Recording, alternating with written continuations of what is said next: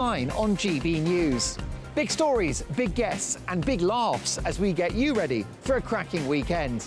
That's Friday Night Live with Mark Dolan. Fridays 8 till 9 on GB News. Bring your own drinks. The admission's free. Good afternoon, Britain. Good afternoon, Britain. Join us, Tom and Emily, To find out what's happening in the heart of Westminster. and why it matters to you. Weekdays from midday, we bring you the most compelling stories from across the United Kingdom. And from your doorstep to our inbox, That's right, we want to hear from you, GB News. Britain's news channel. Big news, big debates, big opinion. Patrick Christie's Tonight is the week's biggest show. Every weekday, 9 to 11 p.m, we've got the inside track on the day's top stories. There'll be sharp takes you won't get anywhere else. We will set the news agenda, not just follow it, and I want to bring you along for the ride. Whatever it is, we'll have our finger on the pulse. It's news, but it's this close to entertainment. Patrick Christie's Tonight, 9 to 11 p.m, only on GB News, the People's Channel, Britain's news channel. GB News is Britain's news channel, and now you can support it. All you have to do is scan that QR code that's up on your screen right now, or you can go to gbnews.com/support and become a GB News member. You'll have fantastic benefits. We're also going to organise special events where you as GB News members can meet the presenters, the on-screen faces. Scan the QR code or go to gbnews.com/support. Thank you so much. Join us every night on GB News at 11 p.m. for Headliners, which is 3 top comedians going through the next day's news stories, which is exactly what you need, because when the establishment has gone crazy, you need some craziness to make sense of it. Headliners. You don't have to bother reading the newspaper. We've got it covered for you. Every night at 11 p.m. and repeated every morning at 5 a.m. We won't send you to sleep like some of the other paper review shows out there. So join us 11 p.m. every night on GB News. The People's Channel, Britain's news channel. I'm Michelle Dewberry, and I'm not here to tell you what to think. I'd much rather hear what you have to say. So, send in your opinions to gbviews@gbnews.com. Keep them clean, and you never know, I might read them out. With my panel here on Jubes & Co, we debate, we get stuck into the issues of the day on a show where all views are welcome, especially yours. GB News, the People's Channel, Britain's news channel.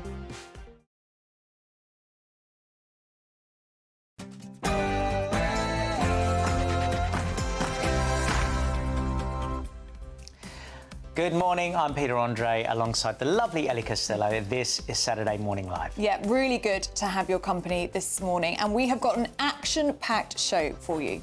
We sure do, as this week the government cracked down on knife crime, banning the ownership and sale of zombie knives and machetes. We'll be asking if going after knives is the right thing to do, or is there a deeper issue at hand? A former gang member will be giving us his opinions. Our very own Peter Andre has featured in a new music video this week to raise awareness of teenage bullying and suicide. And I've watched this. It is so powerful. And the composer and the filmmaker Fabio De Andrea is going to be talking to us about the video and the really important message that it sends. 2 million views on Instagram already, that video. It's incredible. Yeah, and we'll be celebrating the amazing work of this week's Greatest Britain. I love this section. Mike Jeffrey and his incredible work volunteering in a mountain rescue team. And we'll be joined by last year's Apprentice winner and another former Apprentice contestant to unpick and debate Lord Alan Sugar's comments this week on the laziness of the TikTok generation. You will have a view on that, so you won't want to miss it.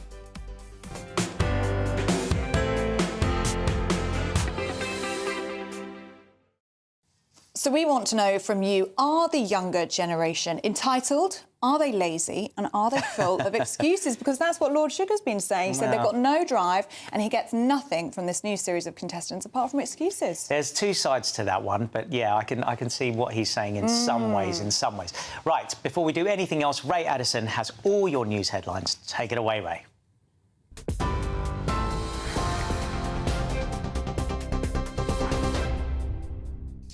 Cheers, guys. Good morning. 1 minute past 10. I'm Ray Addison in the GB newsroom. Our top stories this hour. The King spent last night in hospital after undergoing a procedure for an enlarged prostate. Buckingham Palace says that King Charles stayed at the London clinic where he's said to be doing well. We can see live footage there if you're watching on television of the front of the hospital. It's the same facility where the Princess of Wales is being cared for following abdominal surgery. Charles's former butler, Grant Harold, told GB News the British public's response to the royal health scares shows how much they still care. People always said he was eccentric, he was old-fashioned, out of touch. I never saw that when I worked for him, and I think that's what the public are getting to see, and that's why there's this affection. So the fact that he is having this procedure, obviously the public want to kind of let them know that they're thinking of them. And the same with Princess of Wales. I understand there's been many, many, many letters and cards sent to her wishing her the best of health.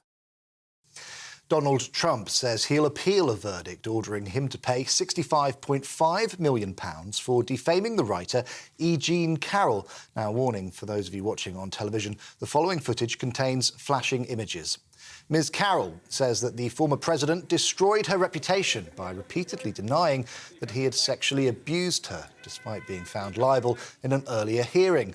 Posting on social media, Trump claimed that the US legal system was being used as a political weapon.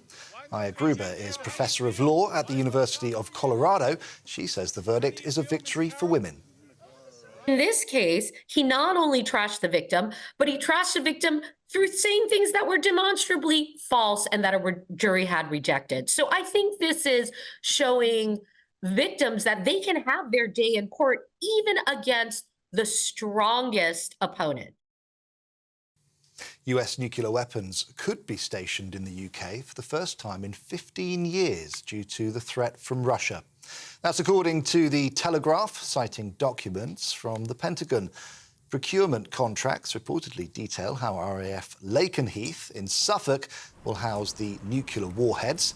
Follows warnings from a senior NATO official that countries should ready for war with Moscow within the next 20 years. The Pentagon has refused to confirm or deny the Telegraph's report. UK intelligence services are not equipped to handle covert threats from China. That's the warning from former MI6 deputy head Nigel Inkster. Speaking to the newspaper, he said that the problem includes MI5, MI6 and GCHQ. Mr Inkster identified key deficiencies, including language expertise and historical and cultural awareness. He also said that Beijing is operating, quote, industrial-scale cyber espionage operations against Western countries. The Holocaust Educational Trust says that this year's Holocaust Memorial Day will be really difficult due to the ongoing Hamas-Israel conflict. Well-known landmarks will be lit up in purple across the UK later this evening to mark the occasion. Chief Executive Karen Pollock said that the huge increase in anti-Semitism since the October 7 attacks means that the Jewish community will mark the occasion with heavier hearts. Members of the public are also being encouraged to light a candle and place it in the window to remember those murdered due to persecution over their identity. This is GB News across the UK on TV, in your car on digital radio and on your smart speaker by saying, play GB News. Now let's get back to Ellie and Peter.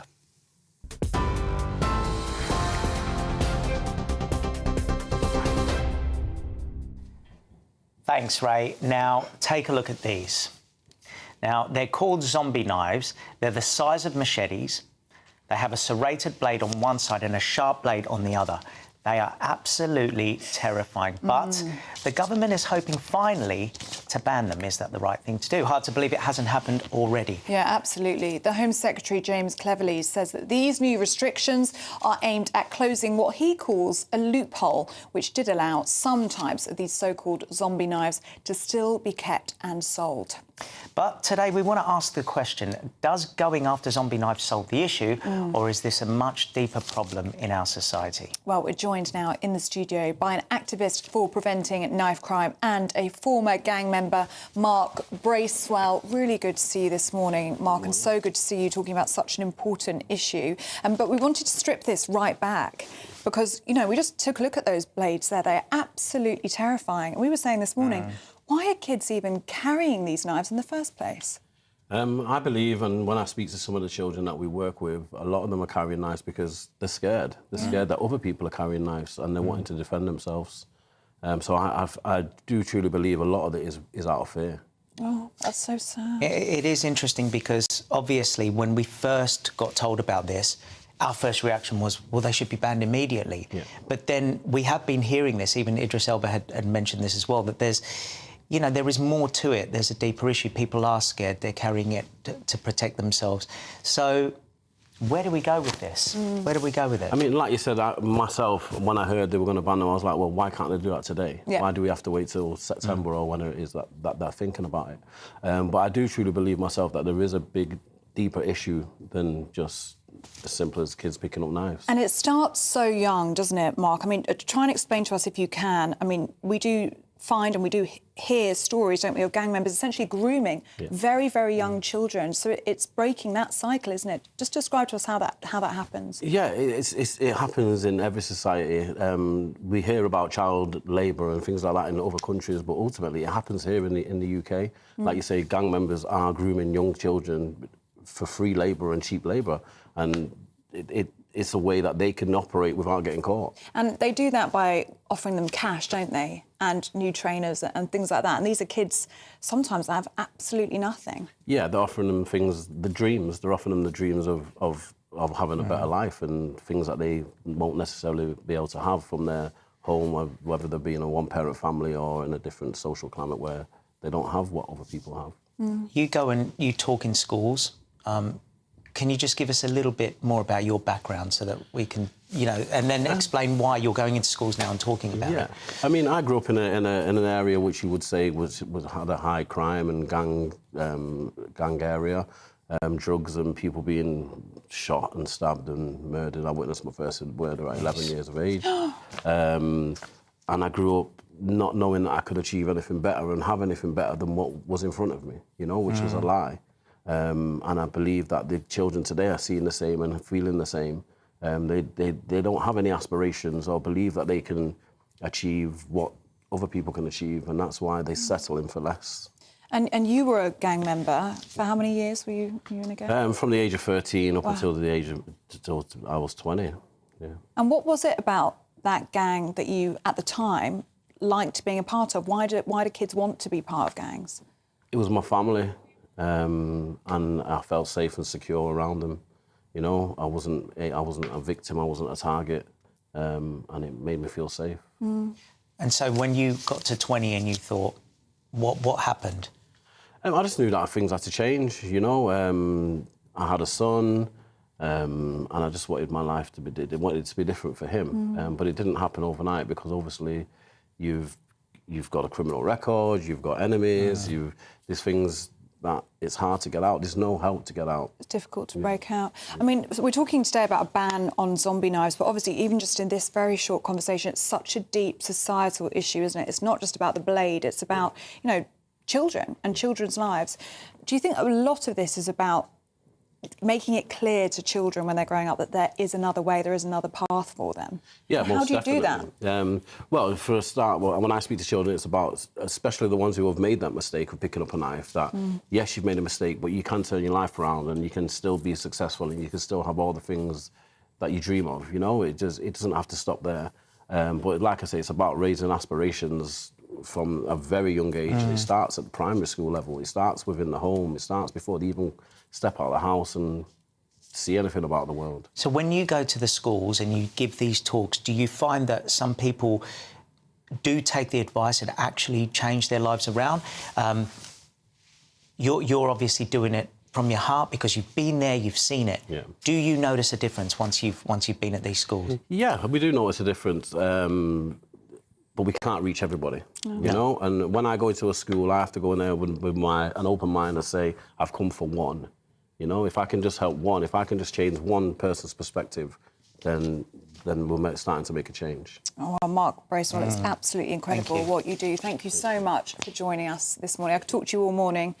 Really, really important topic. Thank you so much for your time. Thank you. Thanks, Mark. Now, later on in the programme, we are going to be talking to two apprentice stars. It's something that's got us talking this morning, isn't it? It's Lord Sugar's comments about the TikTok generation. He says they're entitled and they have a lack of drive, a lack of hunger when it comes to the business world. Yeah, he said that he gets nothing from them but excuses.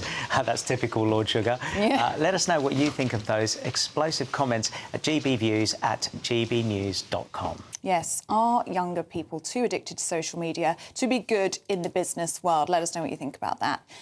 Well, joining us to look through the top stories of today, we're delighted to be joined by our panel this morning, the broadcaster, life coach and author Jenny Trent-Hughes and the political commentator Matthew Stadlen. And no tie, Matthew, brilliant. Strict instructions from you, Ellie. I listened to every word you say. No tie. Yeah, we had a chat yesterday. No tie. No, but pink socks. Yeah, I said, Pete doesn't wear a tie. Don't wear a tie. So I'm glad you were listening to I'd my wear instructions. jeans, but she said I'm not allowed to, so no tie for now. All no under tie. the fashion rules this morning.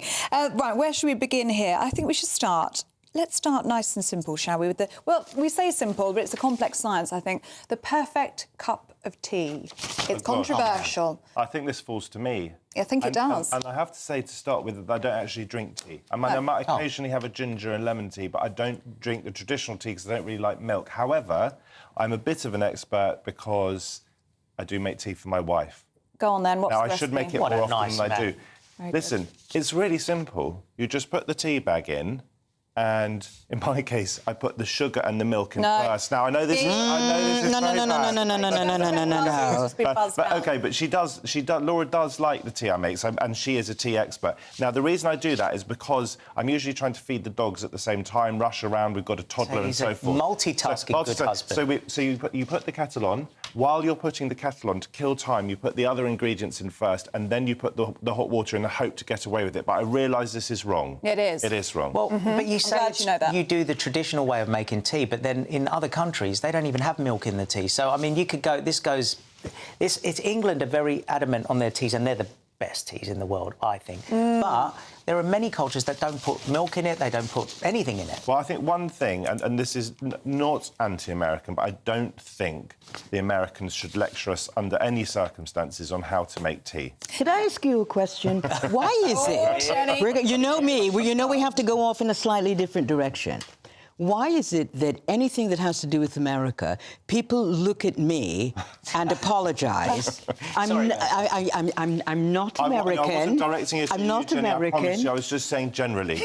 No, you were giving me the side eye. Yeah. You were giving me the side eye. I lost a job this week because they wanted someone with an American accent. My agent sent it, and the man sent this very stroppy letter. It is very obvious that she's British. Don't send me someone who can do an American accent. Send me someone who has one. You know what you I should can't have said? win. You should have said, let me make you a cup of tea with salt, and you'll see how exactly I really am. And lemon. Can we all find just one thing to agree on, that salt and lemon should be nowhere near a traditional cup of tea? Fine to have lemon and ginger, as I said earlier, but you can't have milk and then lemon and salt. I didn't understand how you can do that. Funny you say that, because we are going to test drive this a little bit later on. Oh, we are going to have, yes. For 11 o'clock, we're actually going Love to try a cup of tea with salt, as the Americans, well, did say, but then retracted their comments a little bit earlier on this week.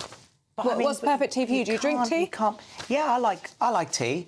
I like tea, but the thought of salt, it just doesn't make any sense. It's meant to counteract the bitterness, apparently. But doesn't the milk and the sugar counteract the sugar bitterness? does that. But doesn't the lime make the milk curdle? That's what I don't understand. I have well, lots it should of do. questions. I'm really confused about this. Who said it was a good idea in the first place? Can we call this guy up?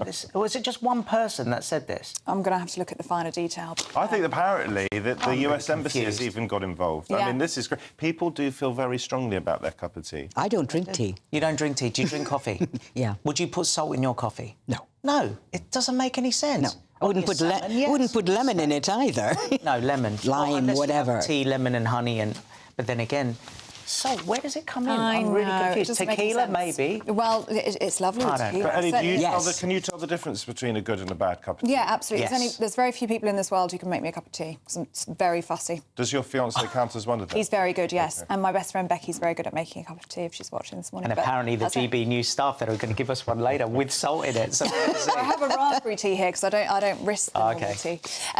OK, this is an interesting one, Matthew. I know both of us are going to be talking about this, though. Jurgen Klopp stepping down as Liverpool manager. Now, we were on air yesterday when this news broke, and Matthew went, wow.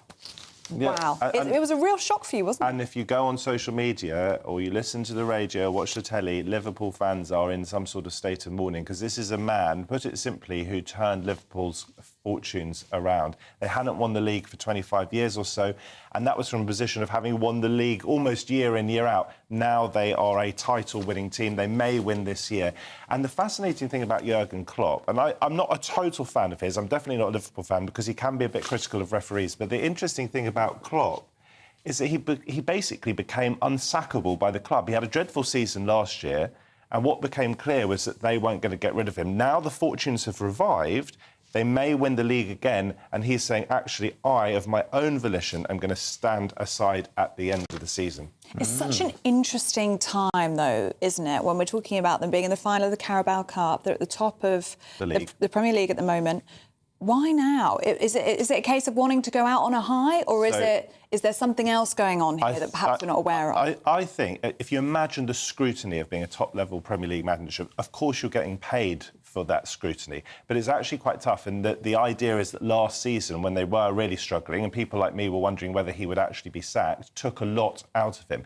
In a way, this is perfect, because his team and the fans are going to be so far behind him that it may propel them to actually win the league, and that would be the most perfect way to go out.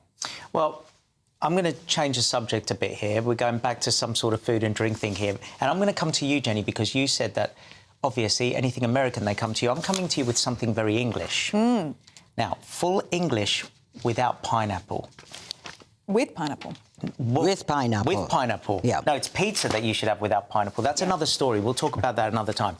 What are your thoughts on that? With pineapple, adding it into a full English. Absolutely revolting. I cannot think of anything. I married somebody from Northern Ireland, and so I actually was first introduced to... You have an Ulster fry. Yes. I started on Ulster fry first, then a British fry. The idea of putting pineapple in that is absolutely disgusting. Even if it's cooked, which they do. Boom! I know. OK, so here's the thing. Pineapple. Here's the thing. I grew up in Jamaica, and what a lot of people don't understand, a lot of people think pineapples come from Hawaii. They don't. They actually went from Jamaica to Hawaii. We use pineapple all the time in all sorts of things. We tend not to cook it, only at Christmas on top of ham. And the idea of eating it with eggs and beans and mushrooms... I mean, it's an odd fruit because it doesn't look like an apple at all. And it's got the word in it. I've never understood that. Do you know what I mean? There's certain...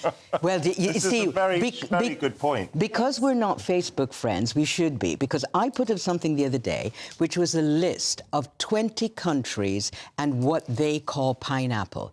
And you will not be surprised to know that England is the only country that calls it pineapple. Oh, right. Everywhere else, it's a version of... Yeah, every other country. Well. Yeah. From time to time, as a treat, I might have a full English. Actually, sometimes I just order an English breakfast and then the waiter or wherever I am at a cafe will mistake it for an English breakfast tea, and that's a disaster because they don't, as we've established, drink it. But tomatoes are already, obviously, a staple part of the fry-up. Are they part of the Ulster fry Ulster as well? fry, yeah. But they are fruits, Yeah. right? I mean, you think one might think of a tomato see as where a you're going vegetable, with but it's a this, fruit. yeah. So there is already a precedent. But the idea, I'm with you, the idea of putting pineapple, cooked or uncooked, anywhere near... The GB production team are very good, right? I think they would struggle to find someone to come on and defend the idea of pineapple. Well, because it's the only thing on that plate that doesn't require salt. If you think about it, you wouldn't put salt in the pineapple, but you'd put it on the tomatoes and everything else. Anyway, this could go on forever. Or pepper. Pepper. In an attempt to defend it, and I'm not going to, but the English Breakfast Society says that the exotic fruit has a long history on our morning plates. Apparently it's very fashionable once upon a time. I think it was in the Tudor ages, actually, to walk around with a pineapple when it was a fashion accessory. Yeah. So to then put it on your breakfast plate and eat it showed that you were of high wealth. No. Well, Peter, in Showed high Greece, wealth, yes. and you're Cypriot by sort of parentage. Like, fruit is a big part of the Greek breakfast, but you're not mixing it up with cooked stuff. Baked beans. Absolutely. It's like putting salt in your tea. Yeah, not sure. We are going to be trying that later on, so don't miss that. And do let us know what you make of pineapple on a full English. And Matthew, you were right, actually. It's meant to be in place of tomatoes or mushrooms. Let us know if you think that's going to catch on. We're not sure about that where. But don't go anywhere, because there's lots more to come. We're going to be looking at the powerful and impactful music video that our very own Pete has been raising awareness for mental health. It is incredible. It actually gave me goosebumps watching it. So you definitely want to watch that. This is Saturday Morning Live on GB News, Britain's news channel.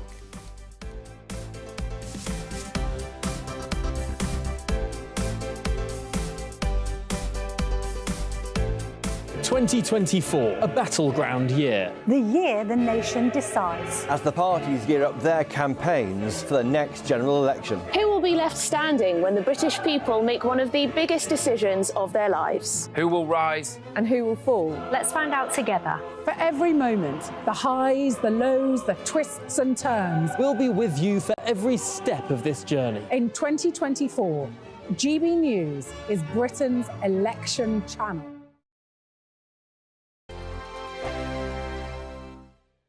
I'm Christopher Hope. And I'm Gloria Di Piero, bringing you PMQ's Live here on GB News. Every Wednesday, we'll bring you live coverage of Prime Minister's questions when Rishi Sunak and Sir Keir Starmer go head-to-head in the House of Commons. We'll be asking our viewers and listeners to submit the questions that they would like to put to the Prime Minister, and we'll put that to our panel of top politicians in our Westminster studio. That's PMQ's Live here on GB News, Britain's election channel.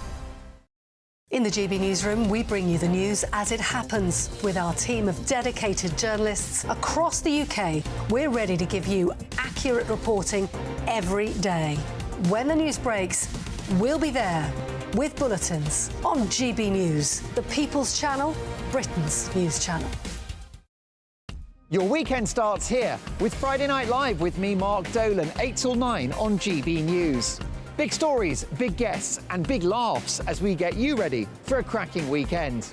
That's Friday Night Live with Mark Dolan. Fridays 8 till 9 on GB News. Bring your own drinks. The admission's free. Good afternoon, Britain. Good afternoon, Britain. Join us, Tom and Emily, To find out what's happening in the heart of Westminster. and why it matters to you.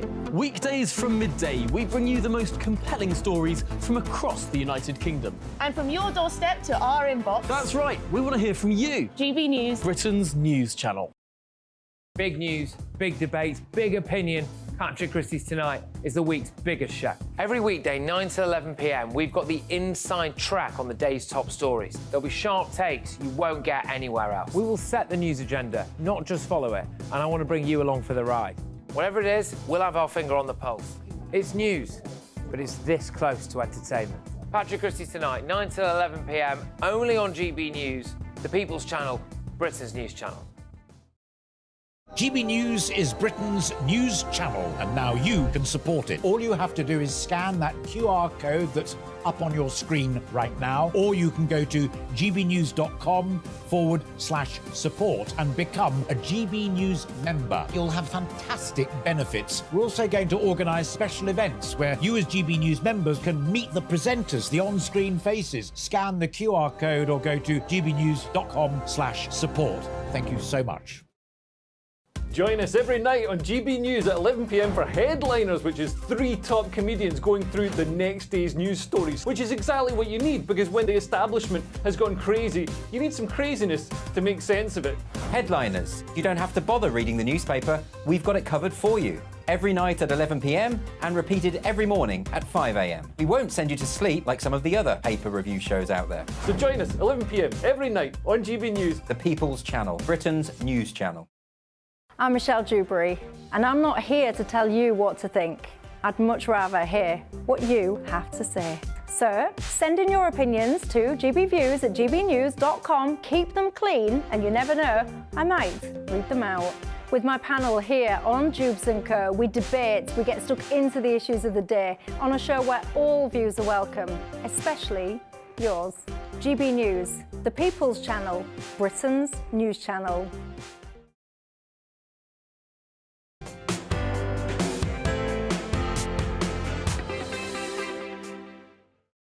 Welcome back to Saturday Morning Live. The time is 26 minutes past 10. Loads of emails in from you already. Thank you so much for your company. Yeah, let's talk about tea, shall we? I mean, there's a huge debate here because, first of all, I'm going to go to Virginia here, who says it's only a small pinch of salt, not a spoonful. Get the facts right, please. I understand there's going to be some defensiveness here because if you're doing this, I still think a small pinch of salt just...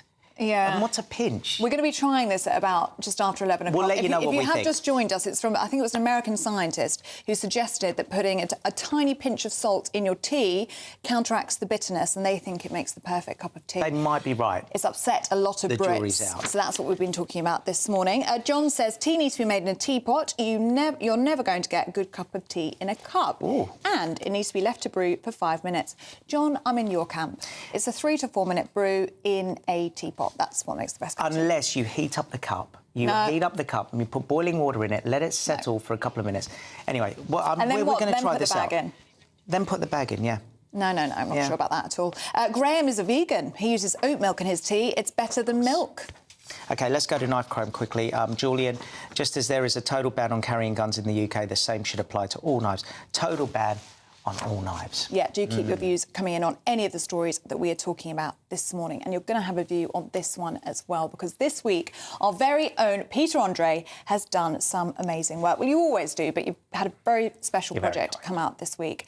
He's been part of a really powerful music video for British pianist, composer and filmmaker Fabio De Andrea to raise awareness for mental health, teen bullying and suicide.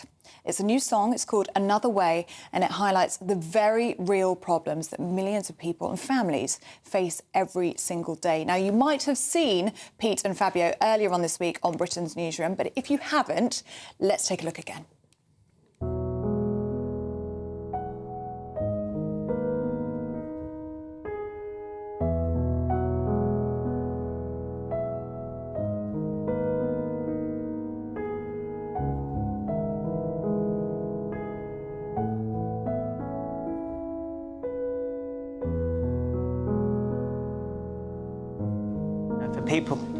For people listening on the radio here, we've got some visions here of the video clip. There's actually some very hard-hitting footage that we can't show on TV, but we do I encourage all parents to watch this if you can.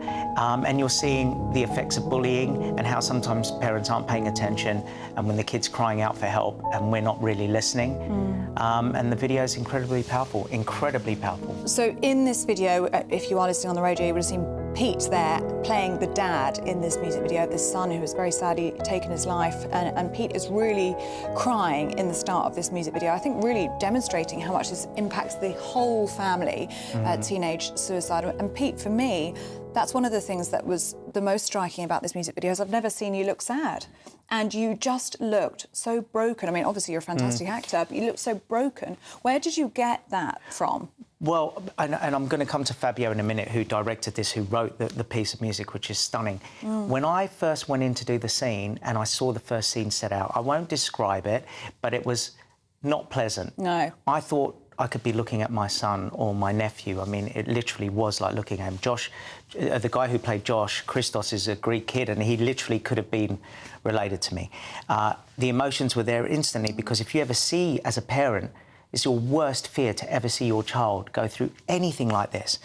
And it was so powerful that I said to Fabio, please start filming immediately, because... Oh, it came to you that quickly? Yeah, because there was no time to you know, to sort of get those emotions up. It was there. And Fabio's here, and he's the one that really should explain this story. So, he's unbelievable. Fabio, it really was the most incredible music video. It gave me goosebumps. It really, really did. I don't think we've ever seen anything like that before. Where did the idea come from for you? Well, with my music videos, they're set to my piano pieces, and because there's no lyrics, I can write about what I want to. And this is part of my new album, 24, which is the first ever classical visual album, but I get to direct and write my own music videos and set them to my music. So I like to tackle issues that I think society needs to address. And in particular with this one, my team and I have been working on this for a long time, for probably about 1.5 years, actually, 2 years. And I just think there's such a need right now. I feel like we're going through a cyberbullying pandemic. Yep. And it's the knock-on effects. And I really wanted to show the effects of what can happen to a family, but also bring in hope. So all of my videos end with hope. And I think that's actually a key message that goes through all my films. So even with this video in particular, we have a scene and a story about a young boy who does take his own life, but then it goes straight back to the start and it actually shows what happens if he didn't die, and actually the positive effects and what can happen. He's still struggling with trauma. His family is still struggling with the effects of bullying, but there's hope in that message. So that's what Pete and I really wanted to do with this video, and show everybody out there who's struggling with these issues and families that are affected, that there's hope out there. You know, you did the video before with Mel B, and that was about domestic abuse, and that was worldwide, a huge worldwide success. I remember it being on the cover of some of the American papers. Very effective, very effective. This subject, of course, very close to me. And working with you was phenomenal, because I don't think I've ever seen anything like this, where it sort of crosses the line between music videos and acting, because there are no lyrics in it. That's what I was most struck by, no singing. So it is the music, which is so powerful anyway. Classical music has that, doesn't it, where it really does hit you, you know, right in the heart. But then you've got the acting about such a deep, personal issue that relates to so many people. I mean, it's been viewed, what, 2 million times already? Yeah, nearly 2.5. Wow. Yeah, and that's just on Instagram. Imagine what, you know, once we start promoting this and really pushing it out there. Our aim, what is our aim, Fabio? I know what it is, but you tell everyone. I mean, I think we've both been very humbled from the overwhelming response from people watching this video, and there's just been a massive call to get this into schools. And I know Peter and I just want to get every teenager, every parent of teenagers just to watch this, so they can start to open up. The message about this video is that people should talk, that we should encourage family conversations. So really for us, it's about getting it into schools. This absolutely, I think, needs to be shown in all schools up and down the country. For parents and grandparents who are watching today and want to show their kids and grandkids this video, where can they find it? So they can go to YouTube and they'll find it on my YouTube channel. But if they go into YouTube and put Another Way, even if they put Peter, Andre, Fabio, D'Andrea, Another Way, they'll find the video. On Pete and I, my Instagram accounts. We've got a shorter version of it, haven't we? There's a short version, and then we're going to push it out onto other platforms too. And for both of you working on this project, I mean, obviously, if you watch the video, you'll understand what I mean, but it's really heavy, isn't it? The issue and the topic that we are obviously talking about. What was that like, working on set and working together on something as heavy and as personal as that? I think we need to address these things in a gritty way and a real way. I actually really feel for this generation, Gen Z, because I think actually the other generations that have come before, and I'm definitely a millennial, we've really set them up not in a good way. And they're searching for truth.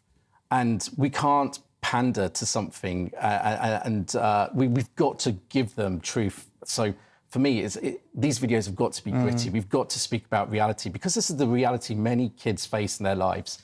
So I just think, you know, we've got to use our art to make a difference. And as a composer, I follow a long line of history of composers in the past, from Beethoven, Bach, Mozart. They spoke about social issues in their music, and that's something we've sort of lost the art of doing right now in the 21st century. And so my ethos is about making classical music accessible to everybody, but I feel by using classical music to address these issues, we can really touch many people. Yeah, you're doing amazing, Fabio. You really are. You've really absolutely achieved that. Thank you so much, Fabio, D'Andrea. Really good to see you this morning. And Pete, wonderful job as well. But really the main thing we want to say is that, you know, if you need any support, call the Samaritans on 116123 or email joe@samaritans.org. Yeah, thank you so much, Fabio. And don't go anywhere. We're going to be celebrating the amazing work of our greatest Briton and the incredible work that he does with mountain rescue teams. You don't want to miss that. This is Saturday Morning Live on GB News, Britain's news channel.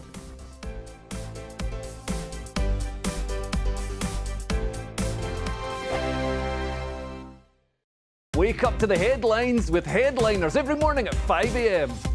We treat you to the day's biggest stories before anyone else, 7 days a week. You can catch up on everything you need to know before you've even had your kippers.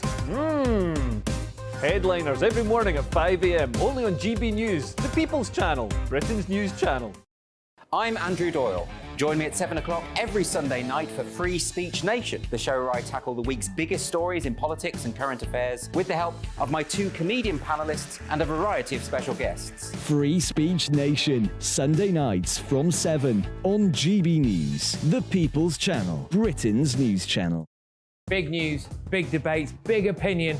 Patrick Christie's Tonight is the week's biggest show. Every weekday, 9 to 11 p.m, we've got the inside track on the day's top stories. There'll be sharp takes you won't get anywhere else. We will set the news agenda, not just follow it, and I want to bring you along for the ride.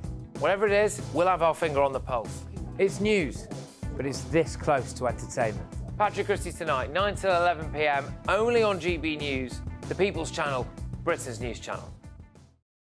Now then, Lee Anderson here. Join me on GB News on my show, The Real World, every Friday at 7 p.m. I'm not eating bloody cat. Are you Delicious. mental? Open your mouth. OK, here comes a train. Reminds me of the scene in Singing in the Rain. Adam, is that a good one? Whoa! Join me at 7 on GB News, Britain's news channel. When the news happens, it happens here. And really important breaking news. Breaking news this morning. On TV, radio and online, the news starts here on Britain's Newsroom. All the biggest stories and the answers that you need from across the UK and beyond. Join Britain's Newsroom from 9:30 on GB News. The People's Channel, Britain's news channel. Have a great Saturday night with me, Leo Curse, on the Saturday Night Showdown. It's a crazy world out there, so come and make fun of it with me, my panel of comedians, and a couple of people who actually know what they're talking about. The Saturday Night Showdown is your front row ticket to the clown show every Saturday, only on GB News, the People's Channel, Britain's news channel. Good afternoon, Britain. Good afternoon, Britain. Join us, Tom and Emily, To find out what's happening in the heart of Westminster. and why it matters to you. Weekdays from midday, we bring you the most compelling stories from across the United Kingdom. And from your doorstep to our inbox. That's right, we want to hear from you. GB News, Britain's news channel.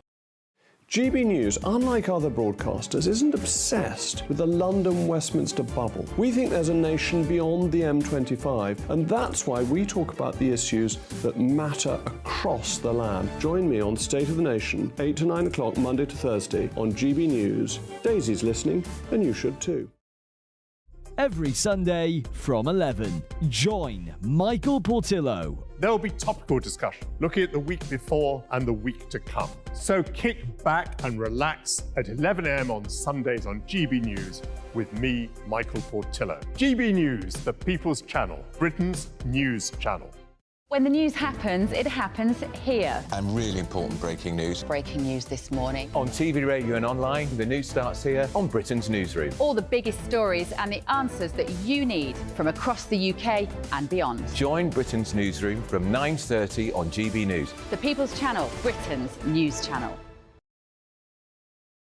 In 2024, GB News is Britain's election channel.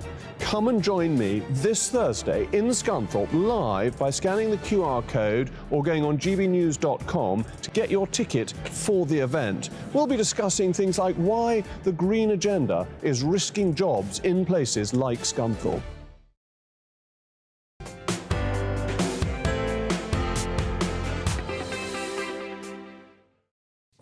Welcome back to Saturday Morning Live. The time is 10:39 and thank you so much for all of your company and your emails this morning. Loads of you getting in touch on this tea story that we're talking about. It's a US scientist who's outraged the UK, really, by suggesting that people should put a little sprinkle of salt in their tea to counteract the bitterness. Safe to say you're not a fan. Which has then caused controversy here, because now the Brits aren't happy about it. It absolutely has. You can't offend our tea-making skills. Leslie says, though, when she was younger, in my 20s, I used to sprinkle white pepper on my tea. It was delicious. Do you know what? You know what, though? It is true, because Kathy here is saying in Cyprus we had cinnamon sticks and cloves to our teapots, and we have it with milk because it just comforts the flavour. So I guess, actually, I should take it back. Where I said you shouldn't put salt in your tea, maybe you should. So would you have cinnamon sticks and cloves? We do that. So how am I different to someone else putting salt in their tea? And does it taste nice? Oh, it tastes Oh, I need to give that a go. Beautiful. And loads on knife crime as well. I'm just going to share this one from Margaret, who says there needs to be stop and search operations in all of these places where knife crime is an issue. Also, there needs to be more clubs and social events for these people carrying knives. It will be a big deterrent. Do keep those views coming in on any of the stories that we are talking about this morning. Now, a 20-year-old British woman, this is a horrendous story, has died after undergoing weight loss surgery in Turkey. Morgan Ribeiro travelled from her home in South London to Turkey for a £2,500 gastric sleeve operation earlier this month with her boyfriend. Now, she said she had researched her options thoroughly because she did not want to spend years on the NHS waiting list. Yes, but after being given the green light to fly home 3 days after the procedure, Morgan fell seriously ill during the flight back to Gatwick Airport, forcing the plane to make an emergency landing in Serbia, where she was rushed to hospital. Well, Morgan had gone into septic shock, and doctors then discovered that her small intestine had been cut during the gastric sleeve procedure, which then led to an infection. She later suffered a heart attack and was put in an induced coma, and she died 4 days later. It's absolutely terrible. We're joined by cosmetic surgeon and Vice President of the British Association of Aesthetic Plastic Surgeons, Nora Nugent. Nora, this is such a horrible story. Why are young people going abroad for surgery? It is a very tragic story, and I think the overwhelming driving factor for travelling for surgery is price, unfortunately. But there's so much more to consider. There is also the surgical safety and the extra risk that comes with travelling a distance for a medical procedure. And unfortunately, this has happened in this case. There must be dangers associated with flying after such invasive surgery and being given the all clear 3 days later to get on a long-haul flight. I mean, that doesn't seem safe at all. Yes, there are two inherent risks with this. The first is flying itself increases the risk of clots in the leg that can travel to the lungs. And general anaesthetic surgery also increases the risk. So ideally, the two should not be close together, particularly if it's a long-haul flight. The second risk is that you are leaving the country where you had your procedure quite early after having surgery. So the opportunities to avail of proper follow-up and aftercare are very limited if you're in a different country only a few days after surgery. You are still at a very, very early stage in recovery. And that's the period where some of the most acute and, in this situation, catastrophic complications can occur. And it's happening more and more. So if somebody is desperate to have some sort of surgery, but they can't afford the prices in the UK, they don't want to wait on the NHS for a long time, what do they feel their other options are? If they say they've researched it, I just find it baffling that you would just take that risk and go somewhere not knowing what you're dealing with and not being in the place where you can get it corrected. But why do you think this is happening more and more and more? I think it's multifactorial. Price is a driver because there are higher costs in the UK due to higher cost of living, higher insurance costs, significant regulatory costs, and these are much, much lower in other countries. The requirements are not the same. These procedures, when done safely and correctly, can bring enormous benefit. So I really do understand why people want either cosmetic procedures or weight loss procedures. They often have multiple benefits as well. So it isn't purely a vanity procedure. There are physical and health benefits too. The problem is that when someone cannot get them, cannot afford the UK prices, and something is not readily available or only available in a very limited way in the NHS, then people will seek other measures.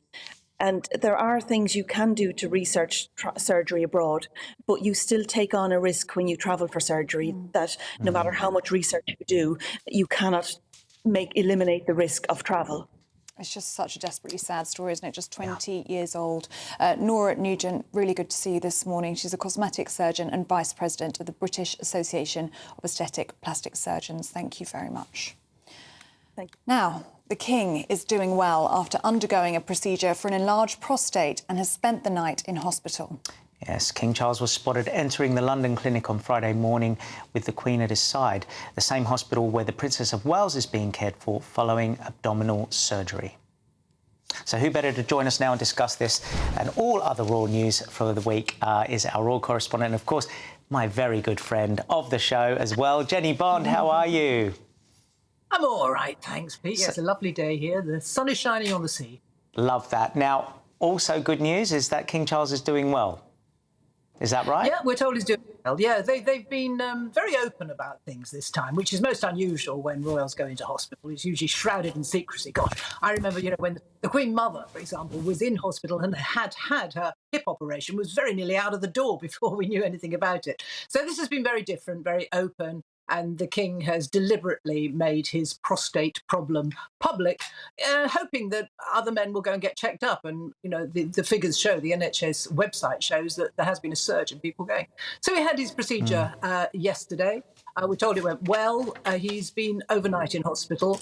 He may come out today, or he may need to stay a little bit longer. It depends. Not to be indelicate, whether things are working okay right now. So once things start working, he'll go home. And the Princess of Wales is in the same hospital and she's still in, which I was a bit surprised at. I mean, how is she doing? Well, we're told that she too has had successful abdominal surgery, but this is much more concerning in that it must have been something very serious. I've been quite pleased that we, the media, have been enormously respectful about Catherine's wish to keep this private. Everyone has the right to keep their medical history and difficulties private. That's what she asked for, and that is what she's got. People are not camping outside the hospital. We don't know what the problem is. We may never know what the problem is, but doesn't want us to know that, but she's had a visit. I mean, yesterday she was visited by the King and Camilla before he went in for his operation, which again is really unusual in royal circles and shows you they're just being normal, really.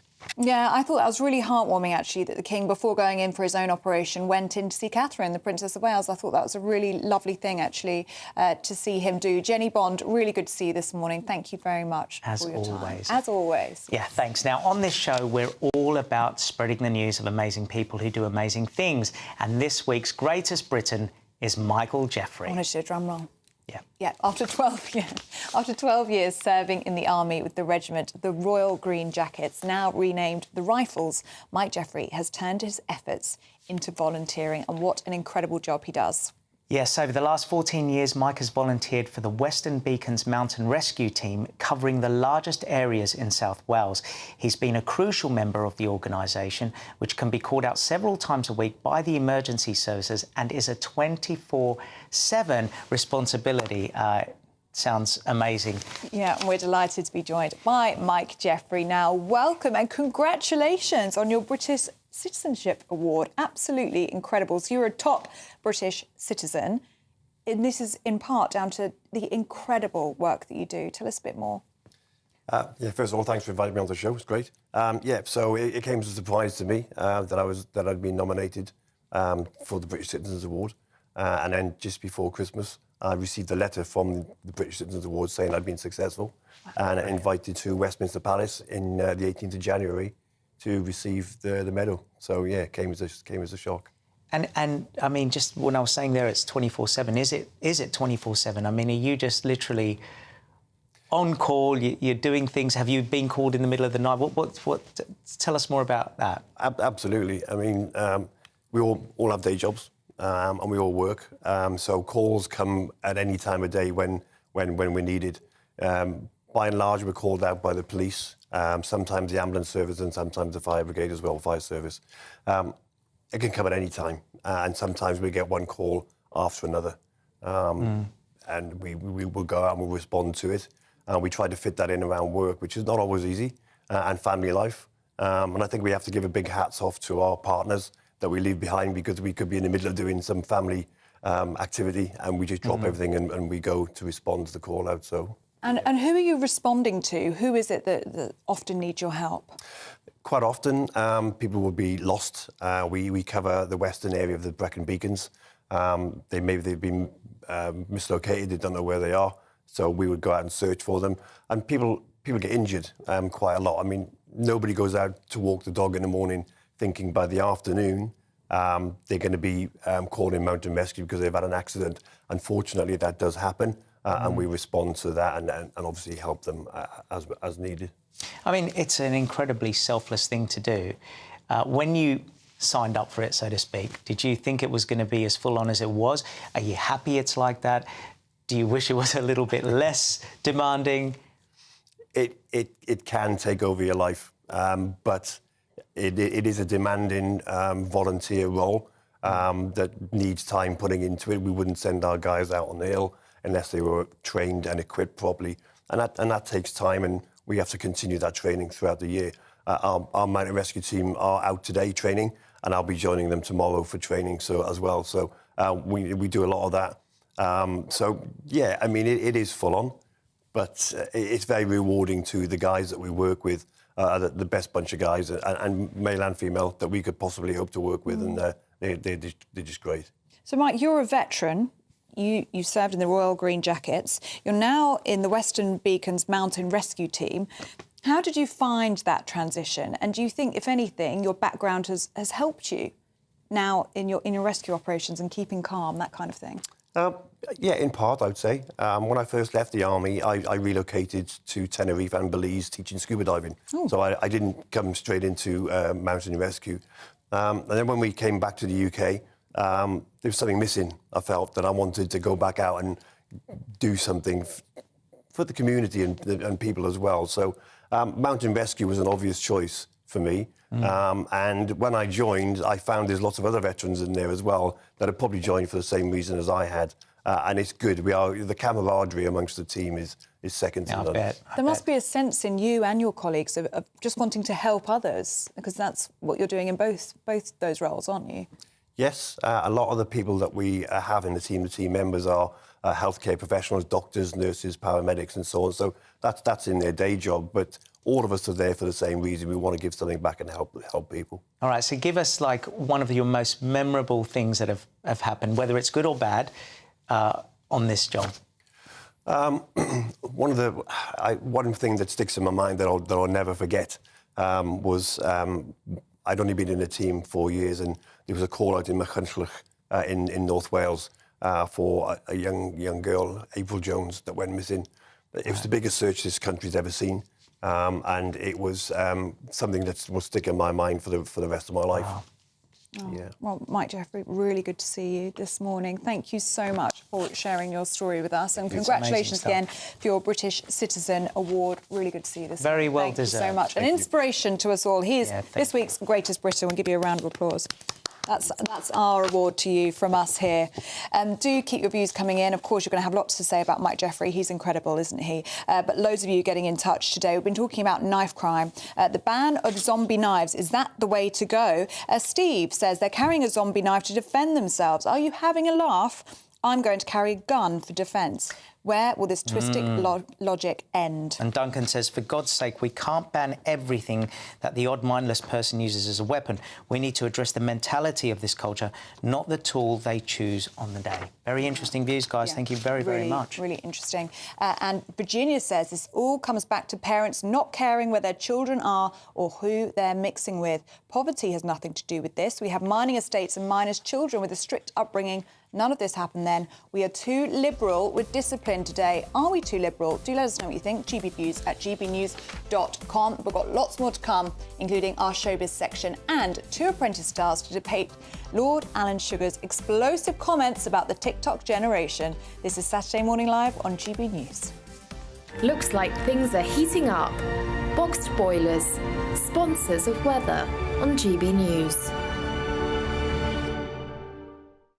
Hello there, welcome to your latest GB News weather forecast. I'm Craig Snell. Well, looking ahead to the rest of this weekend, for many areas in the north, it's going to be fairly unsettled. But in the south, it looks like it's going to be a fairly dry one. And that's all down to this area of high pressure, which will keep things settled in the south. Further north, weather fronts will come in at times, bringing in some areas of rain. So this afternoon, the rain generally confined across the very far north of Scotland. Elsewhere, fairly dry, best of the brightness down towards the south. Sunshine generally hazy at times, quite a lot of high cloud around, but in any bright moments, it's not going to feel too bad out there. Temperatures in the west potentially reaching 10 or 11 degrees.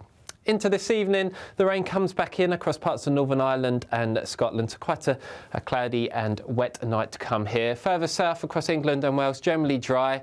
Clearest of the skies over towards the east, so quite a chilly night here. Could see a touch of frost, but under the cloud and rain further north, we could see some places staying in double figures. So Sunday, a bright but chilly start in the east, and here we'll see the best of any brightness right throughout the day. Elsewhere, a fair bit of cloud around. That cloud will be thick enough at times to produce some spits and spots of rain, and then later on in the day, this next band of rain comes in across parts of Northern Ireland and Scotland, associated with some very strong winds. Could see some gales later on, but for most of us, it is going to be feeling very mild for the time of year.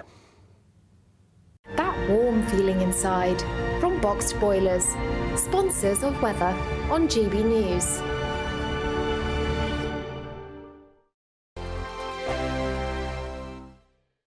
Your weekend starts here with Friday Night Live with me, Mark Dolan, 8 till 9 on GB News. Big stories, big guests and big laughs as we get you ready for a cracking weekend. That's Friday Night Live with Mark Dolan, Fridays 8 till 9 on GB News. Bring your own drinks, the admission's free.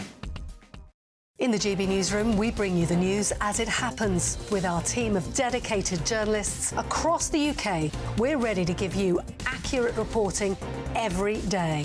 When the news breaks, we'll be there with bulletins on GB News, the People's Channel, Britain's news channel.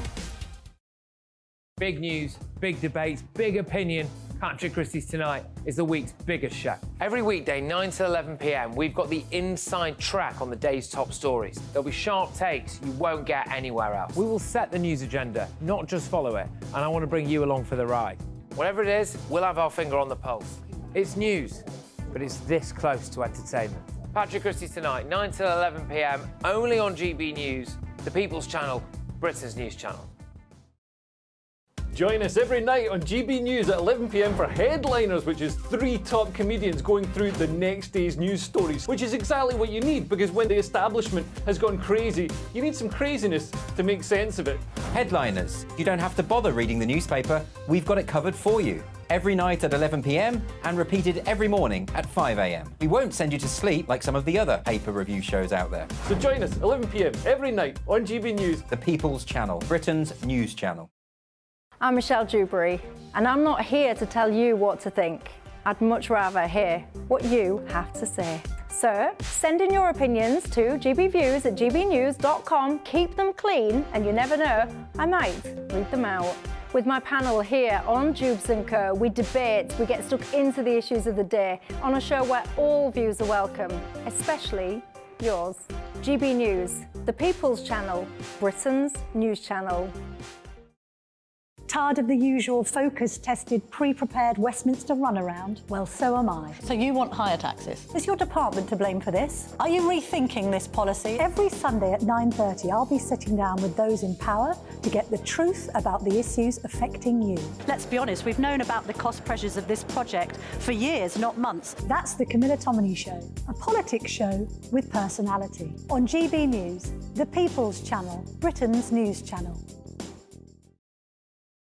I think the most exciting bit for me is talking to people. People who I think are ignored often by the major news channels.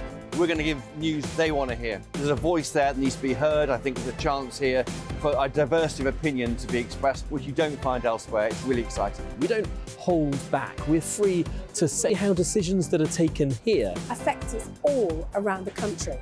Only on GB News, the People's Channel, Britain's news channel. Good afternoon, Britain. Good afternoon, Britain. Join us, Tom and Emily, To find out what's happening in the heart of Westminster. and why it matters to you.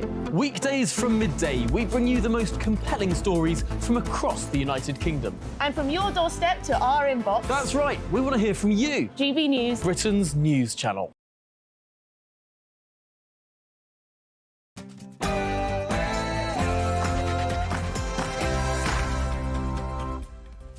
Good morning and thank you for joining us. I'm Peter Andre alongside Ellie Costello. This is Saturday Morning Live. Yeah, really good to have your company this morning. And we've got an action-packed hour for you. Yes, as this week, the government cracked down on knife crime, banning the ownership and sale of zombie knives and machetes. Earlier, we spoke to a former gang member to get his views and whether this is the right answer. We'll be taking it to a panel very soon. Well, no one is a fan of this cold weather, and it's returning next week, I'm afraid to say, but especially not a fan for millions of people who struggle with a condition called Raynaud's. We're going to be joined by a sufferer of the condition to hear about her experiences. It looks really painful. It is. It is. And is 80 years old too old to become a dad? Maybe not if you're Robert De Niro. Our showbiz star Stephanie Tecci will be joining us to unpick this and all the Oscar Brit nominations that are coming up. Brilliant. And we're going to be joined by last year's Apprentice winner and another former Apprentice contestant to unpick and debate Lord Alan Sugar's comments this week on the laziness of the TikTok generation. You will have an opinion on that one.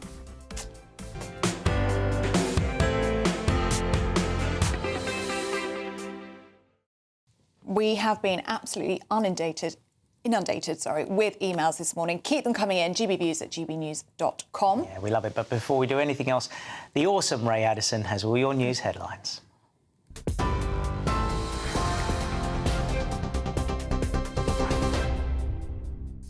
Someone's getting carried away. Good morning. 1 minute past 11. I'm Ray Addison in the GB newsroom. Our top stories. The King has begun his second day in hospital after undergoing a procedure for an enlarged prostate. Buckingham Palace says that King Charles stayed overnight at the London clinic, where he's said to be doing well. It's the same hospital where the Princess of Wales is being cared for following abdominal surgery. Charles's former butler, Grant Harold, told GB News the British public's response to the royal health scares shows how much they still care. People always said he was eccentric, he was old-fashioned, out of touch.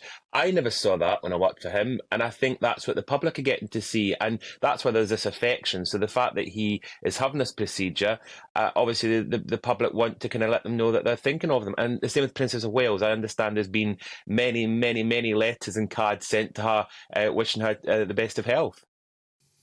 Donald Trump says he'll appeal a verdict ordering him to pay £65.5 million for defaming the writer E. Jean Carroll. Now, a warning for those of you watching on television, the following footage contains flashing images. Ms. Carroll says that the former president destroyed her reputation by repeatedly denying that he had sexually abused her. That's despite being found liable in an earlier hearing. Posting on social media, Trump claimed that the US legal system was being used as a political weapon. Aya Gruber is Professor of Law at the University of Colorado. She says the verdict is a victory for women. In this case, he not only trashed the victim, but he trashed the victim through saying things that were demonstrably false and that a jury had rejected. So I think this is showing victims that they can have their day in court even against the strongest opponent. The Ministry of Defence will neither confirm nor deny plans for the UK to house US nuclear weapons. Pentagon documents seen by The Telegraph show that procurement contracts reportedly detailing how RAF Lakenheath in Suffolk will house the nuclear warheads follows warnings from a senior NATO official that countries should ready for war with Moscow within the next 20 years.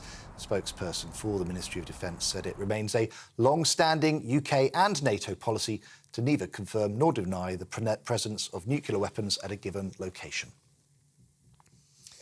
UK intelligence services are not equipped to handle covert threats from China. That's the warning from former MI6 deputy head Nigel Inkster. Speaking to the I newspaper, he said the problem includes MI5, MI6 and GCHQ. Mr. Inkster identified key deficiencies, including language expertise and historical and cultural awareness. He also said that Beijing is operating, quote, industrial-scale cyber espionage operations against Western countries. The Holocaust Educational Trust says this year's Holocaust Memorial Day will be difficult due to the ongoing Hamas-Israel conflict. Well-known landmarks will be lit up in purple across the UK later to mark the occasion. Chief Exec Karen Pollock said the huge increase in anti-Semitism since the October 7 attacks means that the Jewish community will mark the occasion with heavier hearts. Members of the public are being encouraged to light a candle and place it in the window to remember those murdered due to persecution over their identity.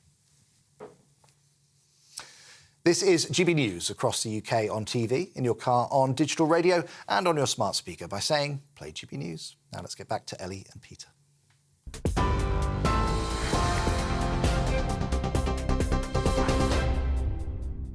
Thank you, Ray. Loads of you getting in touch this morning on pineapple on full English breakfast. We were talking about that earlier with our panel. This is from the English Breakfast Society, which is suggesting that we should forego tomatoes and have a pineapple instead. Keith's made the point, saying he had a mixed grill yesterday and he had egg, pineapple and gammon. And he says it goes really nicely with gammon, which is essentially bacon. That's a good point. Do that in burgers as well, I like that. Yeah. OK, now let's talk about the tea debate. So whether you should put salt in your tea or sugar, as the Americans are saying, a bit of salt works. Now, Gerald has gone a bit full on about this. I'm going to read it. Gerald's got a strong opinion. Just because a bunch of heathens think they have an idea how tea should be made, we, the greatest tea-drinking nation in the world, does not need lesson from people whose country is not even as old as curbstones in most of our cities. Harsh. Oh, Gerald, don't mince your words. Thank you for that one.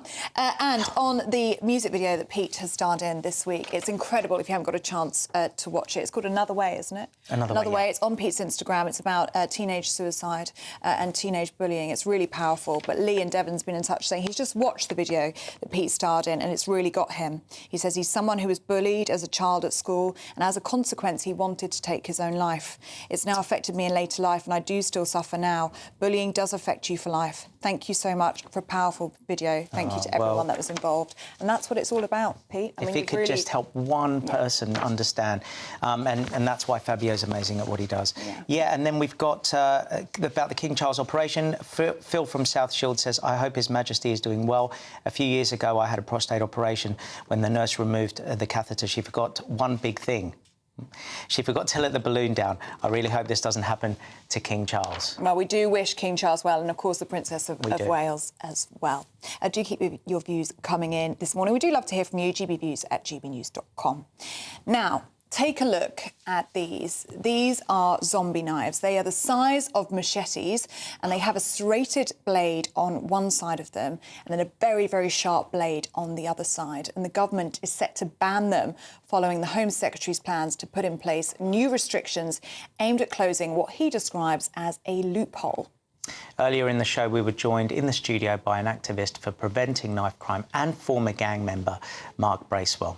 Let's take a look. I believe, and when I speak to some of the children that we work with, a lot of them are carrying knives because they're scared. They're scared that other people are carrying knives and they're wanting to defend themselves. And when I heard they were going to ban them, I was like, well, why can't they do that today? Why do we have to wait till September or whenever it is that they're thinking about it? But I do truly believe myself that there is a big, deeper issue than just as simple as kids picking up knives. And when I speak to children, it's about, especially the ones who have made that mistake of picking up a knife, that yes, you've made a mistake, but you can turn your life around and you can still be successful and you can still have all the things that you dream of, you know? It doesn't have to stop there. But like I say, it's about raising aspirations from a very young age. It starts at the primary school level. It starts within the home. It starts before they even step out of the house and see anything about the world. That's former gang member Mark Bracewell speaking to us earlier. I want to invite back our panel now. This is the broadcaster, life coach and author Jenny Trent-Hughes and political commentator Matthew Stadlen. Welcome back, you two. What do you make there of what Mark was describing? Of course, welcoming the ban on zombie knives. I think everyone would. But he does say it's a much, much deeper issue than just the blade that the kids are carrying. Well, I completely agree, because I think that most issues that we try to deal with, on one hand, you have the cause, and then on the other hand, you have the effect. And the fact is that the cause is fear, disenfranchisement, whatever it is, and the knives are the effect. The knives are how they deal with. They feel that they can deal with the underlying root cause. And so we go around spending time trying to solve all the external things, but first we actually need to deal with why you would do it in the first place. I don't care if it's a kitchen knife, a zombie knife, I don't want my child to feel the need to carry a knife for them to be safe. One thing I was quite struck by, speaking to Mark, I don't know if you felt the same way, Pete, was that a lot of these kids he was describing aren't carrying this knife to inflict violence. They're doing it to protect themselves because every other kid they know is carrying a knife. And then in terms of joining a gang, they're doing it in some cases to actually feel a sense of belonging, to feel like they're part of something, part of a family, because they don't have that at home. I mean, it's a sad state of affairs, isn't it? Yeah, I mean, remember New Labour, they were going to be tough on crime and tough on the causes of crime. And I think that this does require that sort of double-handed approach, that two-handed approach. Labour don't think that the Tories are doing nearly enough on this. They don't think these bans go far enough. They still think it's going to be easier to buy dangerous knives. I mean, all knives are dangerous, but look at some of the ones we've been looking at today online, that it is to buy a kitchen knife on the high street. Labour say that since 2015, knife crime has gone up by 77%. They've got a 5-point plan to try and drive knife crime down by 50%. But I should remind people that when I was involved in politics and political journalism way back in 2005, we were still then talking about a terrible boom in knives. So this isn't a sort of party political thing, but it does need a serious political approach. One of the things that Labour wants to do is bring in youth hubs, but they also obviously want to crack down on gangs. Don't forget, part of this is about county lines, that horrible process by which adults manipulate young children or teenagers into doing their dirty work and sort of going almost undercover. It's a really scary phenomenon. It really is. We were talking to a former gang member this week on Breakfast who was describing that these people in gangs would come up to young children, 12, 11 years old sometimes, and say, do you fancy a new pair of trainers? Do you want a pair of Jordans? And these kids who've never had anything like that are like, yeah, I would love a pair of Jordans. That's great. If you could just do this for me. And they don't quite understand. They're being groomed at the age of 11 with things like trainers and money that they just don't have at home. Why in some countries, then, where the crime rate is so low, it's because there's an absolute ban on anything like that. Not just a new ban for certain types of weapons, it's a complete ban of everything. You know, is there something in actually trying to tackle it as a whole rather than certain knives or certain, because you were saying before, it's still the concept of addressing the symptom or the effect rather than the root cause. Which I agree. And one of the things that they found, we could do a whole series on this, but there's a thing called SEI, which is the self-esteem index. And years ago, they did a study in this country to find out what makes kids go off the rails, and it's low self-esteem. And so if kids feel good about themselves and feel comfortable within themselves, they're less likely to make all the choices we don't want them to make. And that's children across the board. And so, yes, we need to stop the knives and the sale of knives, but we also need to work on making children feel better and stronger and safe. And if you have higher self-esteem, then you might be less tempted by trainers. But strong education is important. Strong parenting is important. Strong community is important. One of the things that Labour, under Yvette Cooper, Shadow Home Secretary, wants to bring in is a sort of cross-governmental panel almost, bringing together political figures but also community leaders. There's a huge role for community leaders and perhaps even celebrity. I mean, Idris Elba, who's a fantastic actor, a huge figure, and he has got a knife crime campaign going.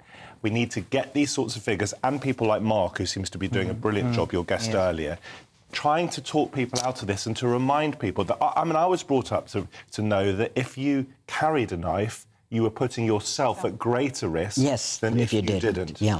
No, it's really, really important to talk about this holistically. About this literally we really day. could. Well, this next story does relate in a very, very sad way, because, of course, talking about the knife attack, the Nottingham killings that took place in June of last year, and Valdo Kalakani, the man who killed Barnaby Webber. You'll remember this story. Barnaby Webber and Grace O'Malley Kumar, just 19 years old, students at Nottingham University, and Ian Coates, the caretaker.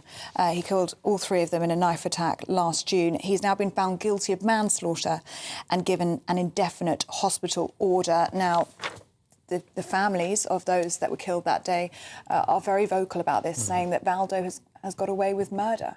It's just the most horrific story, isn't it? I mean, I would say I don't think I'm in a position, having not been in court, to argue with the decision of the court in terms of his sentence and the appropriateness of the conviction. So manslaughter is obviously very different from murder, and one can absolutely understand the horror and the anger and the grief of these families. I mean, there's just nothing worse than what they've gone through and continue to go through. I think more widely there are big questions to be asked. There always are with these sorts of cases. I think Leicestershire Police and Nottinghamshire Police, they are being asked serious questions because this man is supposed to have had a warrant out for his arrest, and he's also supposed to have attacked 2 other people just weeks before these killings. And then there's a question of how care in the community is working, how well set up our NHS is for people with very serious mental issues, and indeed less serious mental issues. All of these things, I think, need to be looked into. Keir Starmer, for his part, I think he's backed the idea of an inquiry. Sunak, so far, has stood back from that. And Jenny, I can see you're thinking... You're very... I'm thinking... Yeah. I'm thinking that that you have a child and you raise a child and then someone kills your child and it's like, like the families have said, if you feel your child is murdered, you're not going to sit there and say, well, the man is very sad and he's not well. And I absolutely do feel for him, but I think that in many ways society has lost their sense of priorities. And priorities are preservation of life, safety for its citizens. And I'm just not comfortable with the decision at all. Well, it has actually been given over to the Attorney General's office. They've received that referral. They're going to look into whether that sentence was unduly lenient. It could potentially go to the Court of Appeal. And we're also looking at a potential public inquiry. That's what the mother of Barnaby Webber is calling for now, actually supported by Sir Keir Starmer, a public inquiry into this, looking at whether there were failings in the police, whether there were failings by the CPS, whether there were failings by the NHS to actually stop Valdo Kalakani. And Matthew, just on your point, a court heard that Valdo Kalakani had been diagnosed with paranoid schizophrenia. And that's why he pled guilty to 3 counts of manslaughter on the basis of diminished responsibility. So, and again, I wasn't in the court. Standing way back from this, as far as I can, I suppose there are questions. And we'll see whether that sentence does get upgraded or changed. I think one of the questions is, in terms of deterrence, we want to keep our children safe. We don't want this ever to happen again. Had he been convicted of murder, would that have deterred someone like this individual suffering from the sort of mental health issues he experienced? Or actually, if there is better care in the community, if our NHS was better equipped to deal with mental health, if the police forces had got their act together, if indeed they hadn't, and that's going to be probably part of this investigation if there is one. These are sort of burning questions. I mean, I'm looking at Jenny again because I can understand what you were saying. And as a parent, that is the worst thing that could be imaginable to someone, is to go through this, to lose a child. And for them, it's forever. Yeah. So if somebody's sentenced to, whatever the sentence is, it's never... order. If it's a hospital order... It's an indefinite one, yeah. That's right. But for the parent, this is far worse than that. You can't get past it. So I can understand. And I'm not, and I'm very much, I'm not all about punishment, and I believe in rehabilitation, and I believe in all of that. I just feel that at this point in time, if I was the wife or the grandchild or the whatever of the gentleman and a parent of one of those children, right now it would be too soon for me to get past that. And Jenny, we were talking about the very human side of the story, weren't we, in the break just before we came on? Yeah. And it is 2 children, essentially, 19-year-olds, teenagers, and a man who was just about to start his retirement. I mean, it just makes it even harder to swallow, doesn't it? This story is 3 people with their entire lives. Yeah, because I'm with Matthew. I'm not upset, angry, annoyed, whatever, about the gentleman who committed the manslaughter. It's the system. Did the system fail us? Because if the system failed him, then that's really the root cause of it. It's not his illness. It's what should have been in place to prevent him from acting out on his, on his issues. There's no question that public services, almost across the board, are really stretched in this country. Some people will blame the Tories because they've been in power for 14 years. Other people might lay the finger at other causes, was the pandemic, the war in Ukraine and so forth.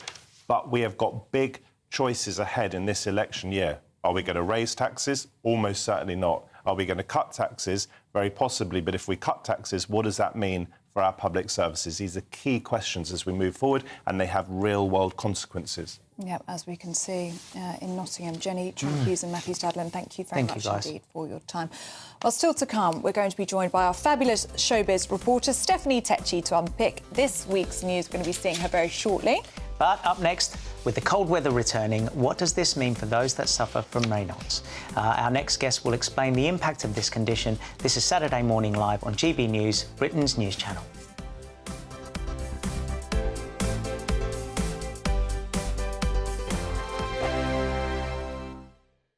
GB News is Britain's news channel, and now you can support it. All you have to do is scan that QR code that's up on your screen right now, or you can go to gbnews.com/support and become a GB News member. You'll have fantastic benefits. We're also going to organise special events where you as GB News members can meet the presenters, the on-screen faces. Scan the QR code or go to gbnews.com/support. Thank you so much. Big news, big debates, big opinion. Patrick Christie's Tonight is the week's biggest show. Every weekday, 9 to 11 p.m, we've got the inside track on the day's top stories. There'll be sharp takes you won't get anywhere else. We will set the news agenda, not just follow it, and I want to bring you along for the ride. Whatever it is, we'll have our finger on the pulse. It's news, but it's this close to entertainment. Patrick Christie's Tonight, 9 to 11 p.m, only on GB News, the People's Channel, Britain's news channel. Now then, Lee Anderson here. Join me on GB News on my show, The Real World, every Friday at 7 p.m. I'm not eating bloody cat. Are you delicious. mental? Open your mouth. OK, here comes a train. Reminds me of the scene in Singing in the Rain. Adam, is that a good one? Whoa! Join me at 7 on GB News, Britain's news channel. I'm Andrew Doyle. Join me at 7 o'clock every Sunday night for Free Speech Nation, the show where I tackle the week's biggest stories in politics and current affairs with the help of my two comedian panellists and a variety of special guests. Free Speech Nation, Sunday nights from 7 on GB News, the People's Channel, Britain's news channel. When the news happens, it happens here. And really important breaking news. Breaking news this morning. On TV, radio and online, the news starts here on Britain's Newsroom. All the biggest stories and the answers that you need from across the UK and beyond. Join Britain's Newsroom from 9:30 on GB News. The People's Channel, Britain's news channel. Wake up to the headlines with Headliners every morning at 5 a.m. We treat you to the day's biggest stories before anyone else, 7 days a week. You can catch up on everything you need to know before you've even had your kippers. Headliners every morning at 5 a.m, only on GB News, the People's Channel, Britain's news channel. Every Sunday from 11, join Michael Portillo. There'll be topical discussion, looking at the week before and the week to come. So kick back and relax at 11 a.m. on Sundays on GB News with me, Michael Portillo. GB News, the People's Channel, Britain's news channel.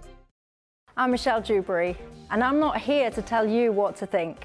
I'd much rather hear what you have to say. So send in your opinions to gbviews@gbnews.com. Keep them clean, and you never know, I might read them out. With my panel here on Jubes & Co, we debate, we get stuck into the issues of the day on a show where all views are welcome, especially yours. GB News, the People's Channel, Britain's news channel. Have a great Saturday night with me, Leo Curse, on the Saturday Night Showdown. It's a crazy world out there, so come and make fun of it with me, my panel of comedians, and a couple of people who actually know what they're talking about. The Saturday Night Showdown is your front row ticket to the clown show, every Saturday, only on GB News, the People's Channel, Britain's news channel.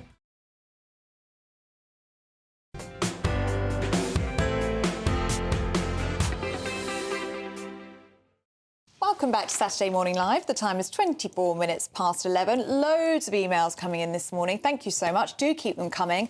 Loads of you getting in touch about tea this morning. It's a big because debate, it is a actually. big debate. It always is. It's a national conversation because a US scientist suggested that if you put a spoonful of salt in a cup of tea, it actually counteracts the bitterness and makes it taste better. Safe to say you're not happy about this. But Bruce from Devon has an interesting email that you sent in. So Bruce said salt is a flavour enhancer and is slightly sweet. Maybe that's why this American academic recommends salt in your tea. Well, do stay tuned, because in about 5 minutes' time, Peter and I are going to be trying the salty tea, aren't we? How do you feel about that? Not great. No, neither do I. I don't really like salty things. Not so great. We'll see how we... But you've got to have an open mind. I have. I just don't want to have an open mouth. When it comes to salty tea. Well, we're going to be trying it in about 5 minutes' time, so do make sure you stay tuned for that. Now, very sad news, very annoying news, actually. The cold weather is returning next week. Just when you think it's starting to feel a little bit warmer, no, it's coming back next week. And that's bad news for all of us, but especially for millions of people who struggle with a surprisingly common but little-known condition called Raynaud's. Yep, I know it all too well. It's a condition that responds badly to the colder temperatures, as it temporarily stops the blood flow to your fingers, toes, and even ears and nose, causing severe pain. And with heating bills rising, the charity SRUK has a campaign calling on energy companies to keep bills affordable for those who suffer with the condition. Joining us now is Jodie Jones, who has a Raynaud's. Now, Raynaud's is the right way to pronounce it? It is, apparently, yes. OK, so I have them too, but I want to hear from you about what this actually does for people that don't know what it is. OK, so my fingers go completely white. Not all of them. It can just be certain digits, but sometimes it can be all of them. It causes them to be really cold. They go numb. And the most painful thing is when the blood comes back and then they go bright red and then they go black and then they throb and they really, really hurt. But the numbness sort of stops you doing lots of different things. And there'll be people that have had this, right, and have no idea what it is. And because I remember the first time it happened to me, it was only about 4 years ago. I was like, what's happening to me? I could see my hands starting to go completely white. It's quite a scary thing when you first have it. What are your thoughts on? Do you think there's a lot of people out there that have this that have no idea what this is? So many. I think it happens to me quite often. I'm usually cold. I'm one of those like cold people always, and it can happen in the winter. It can also happen in the summer. It's just the ambient temperature that changes can sort of just cause a flare. But whenever it happens, I just sort of show my fingers to people, and then they kind of go, "Oh, I've had that," or my auntie, or my cousin, or my mum. You know. So it's much more common than people might believe. Sue, I want to bring you in at this stage. This is Sue Farrington, the Chief Executive of the charity SRUK. Very good to see you, Sue. So is this much more common than people might not realise? Yeah, it is as common as hay fever. It's estimated that there are about 10 million people in the UK that get Raynaud's. But not everybody has it all of the time. So of those people, about 3 million will still get it during the summer months. And as Jodie was saying, for those people in the winter, it's the cold that really impacts them. But in the summer, it can be the slightest change in temperature that can bring on what we call this Raynaud's attack. And that's where the blood vessels constrict. So that's why your hands go white, because the blood's not getting there. And then the blood comes back and your hands can go kind of reddish, purpley colour. And the throbbing and the stinging that people feel is so excruciatingly painful. But I think it's excruciatingly painful, but it has a massive impact on doing daily tasks, buttoning up your shirt, chopping up vegetables, which could become quite dangerous. So you've got to be really, really careful how you manage your Raynaud's. It was interesting, because just before I was saying to you that when I first had them, I remember someone saying to me, "Oh, it's not going to kill you, get over it." And, you know, somebody maybe listening on the radio who hasn't seen these pictures that we were just seeing, and it looks quite horrific, you know, they'll say, "Oh, get over it, it's only a bit of..." But actually, what I didn't know until you told me is that there can be some damaging things that happen. Can you explain that? So if you keep on getting these attacks, and it maybe happens 2 or 3 times a day, and it can last for 20 minutes or up to an hour, that's going to have a serious impact on the blood vessels around your fingertips. And I would say maybe 10, 15 years ago, it wouldn't be unheard of for people to have their fingertips removed because they would go black and gangrenous, or you may get ulcers on your fingertips. Wow. But I think the important thing is, it is so painful. What we don't want is for people to suffer in silence. And there are some really simple things that people can do. But because, as you said, it's not life-threatening, People don't take it seriously. Unfortunately, GPs don't take it seriously. So people aren't getting the information and support that they need. So what can you do? Sorry, I know you... So I'm there going to are... ask exactly the same question. So what can you do? Because I want to know as well. It comes into three categories. There's lifestyle advice, there's practical tips, and then there's medication. For lifestyle advice, if you smoke, stop smoking. If you're having a lot of caffeine, cut back on your caffeine. And also take gentle, regular exercise. All of those three things can really help with your circulation. Yeah. And then in terms of some practical tips, layers. Wear layers. Don't just wear a jumper, because the layers trap the heat. So it's the same for your hands. Wear thin gloves with a mitten. Don't take iced drinks from the fridge. Don't drink iced cold drinks. Oh, I'm in trouble. And then I'm in trouble. I'm having a coffee right now. I hope you're making notes here. I know, but I'm having a coffee as we speak. Yeah, very good. Very good. I know. Jodie, how do you manage your condition? A bit like what Sue said, layers, layers, layers. I've got some, I've got a drawer full of thermals, which are, you know, really fetching when you want to go out with your friends and it's cold outside and they're all wearing nice dresses and you've, you know, got to put your thermals on. Just so many multiples of pairs of slippers. Wrist warmers, I find, are a massive lifesaver, especially if you're kind of working from home. I've got heat pads. I've got a little heat warmer, hand warmer that I brought with me. So this is, you can just recharge it, press a button and keep it in your pocket.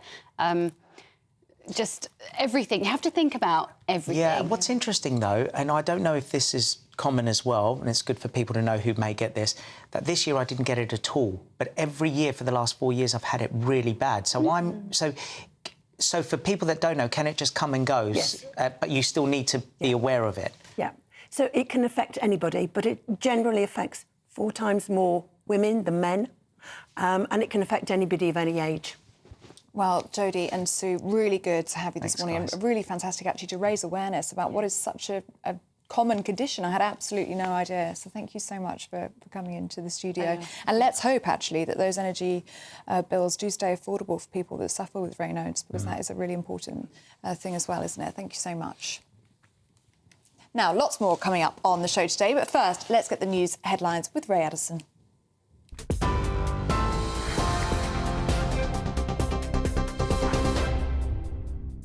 Thanks, guys. 11:32, our top stories. The King has begun his second day in hospital after undergoing a procedure for an enlarged prostate. Buckingham Palace says that King Charles stayed overnight at the London clinic, where he's said to be doing well. It's the same hospital where the Princess of Wales is being cared for following abdominal surgery. The Ministry of Defence will neither confirm nor deny plans for the UK to house US nuclear weapons. Pentagon documents seen by The Telegraph reportedly show that the warheads will be housed at RAF Lakenheath in Suffolk. It follows warnings from a senior NATO official that countries should ready for war with Moscow within the next 20 years. UK intelligence services are not equipped to handle covert threats from China. That's the warning from former MI6 deputy head Nigel Inkster. Speaking to the newspaper, he said the problem includes MI5, MI6 and GCHQ. Mr Inkster said that issues include language expertise and historical and cultural awareness. He also said Beijing is operating, quote, industrial-scale cyber espionage operations against Western countries. And the Holocaust Educational Trust says that this year's Holocaust Memorial Day will be difficult due to the ongoing Hamas-Israel conflict. Well-known landmarks will be lit up in purple across the UK later to mark the occasion. Chief Exec Karen Pollock said the huge increase in anti-Semitism since the October 7 attacks means the Jewish community will mark the occasion with heavier hearts. You can get more on all of those stories if you visit our website, gbnews.com. Now let's get straight back to Ellie and Peter.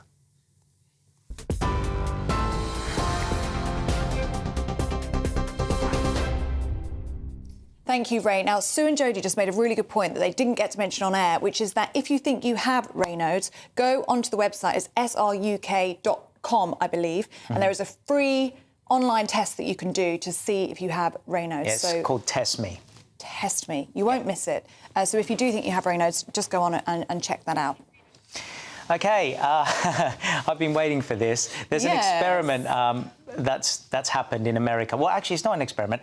This scientist said that if you put a bit of salt in your tea, OK, that's how it should. Yeah, it counteracts the bitterness. Yeah, so it's a story that's gone viral this week, and it's this US scientist who's basically said that the perfect brew is made by microwaving the water, and adding a pinch of salt. Well, the US Embassy's got involved.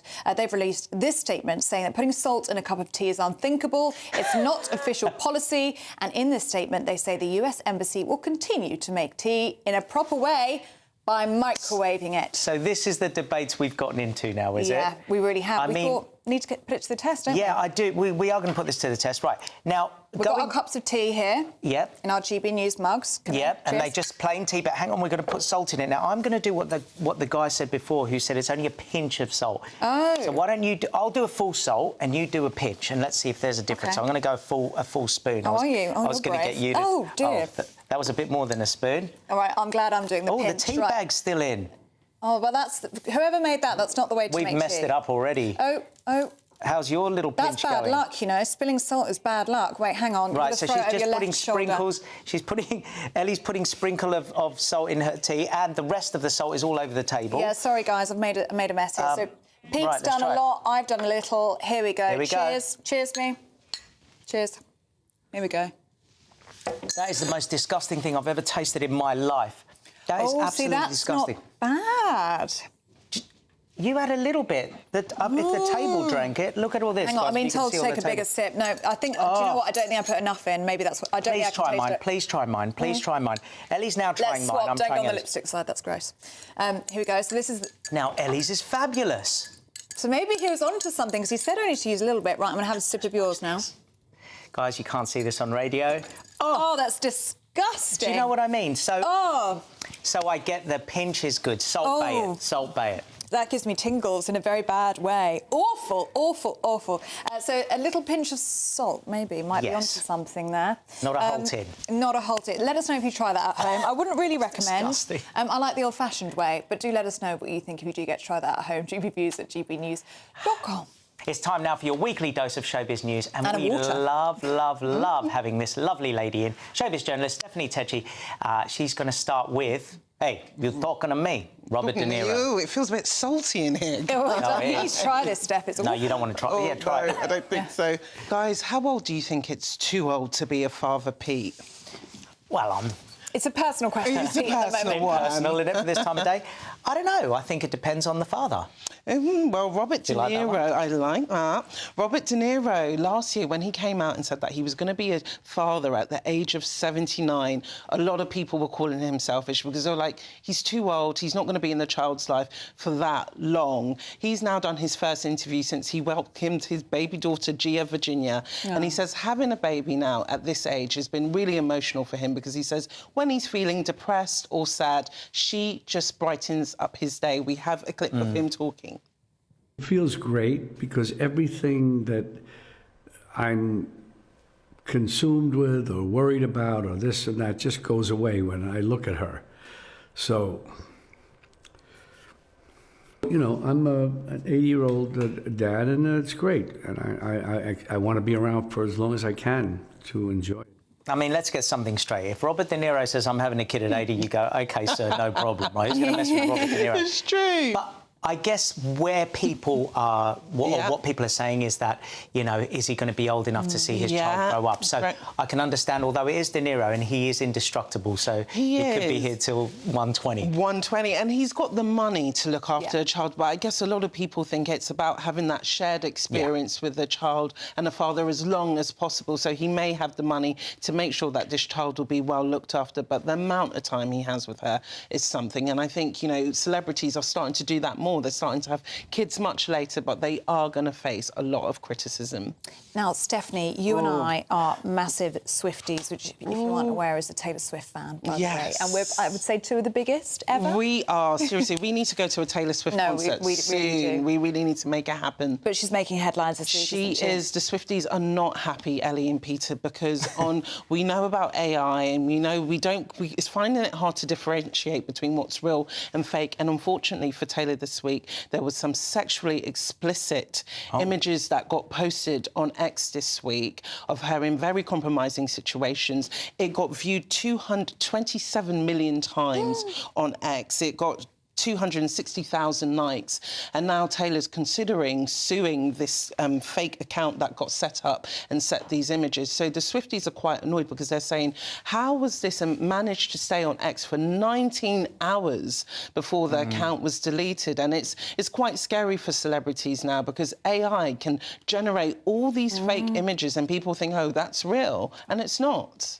It's like Pete's Instagram story this morning. Tell Steph about that. I put an Instagram story up today. I don't know if we've got a clip of it, but basically, I went online, found Donald Trump, and then I got him to say, "I'm coming on the show today with Ellie and Peter, and it's phenomenal, best show in the world, etc., etc." And I had people going, "Oh my gosh, you got Trump on the show," and I'm thinking, can you tell? I mean, it was so obvious it was AI, but well, you think you can it's do obvious anything. it's AI, but this is the thing, and that's it's so sophisticated. Some people believe it, and it's scary because it's like it's not you, but your image is being used. So, as you can imagine, someone like Taylor Swift, well loved, and for her to have those images of her, I think it's terrible. Surely they should have a blocking system that when anything comes up with certain words or certain images, anything nudity or anything should be immediately blocked, like not 19 hours later, well, because you think so. By then people download, they share.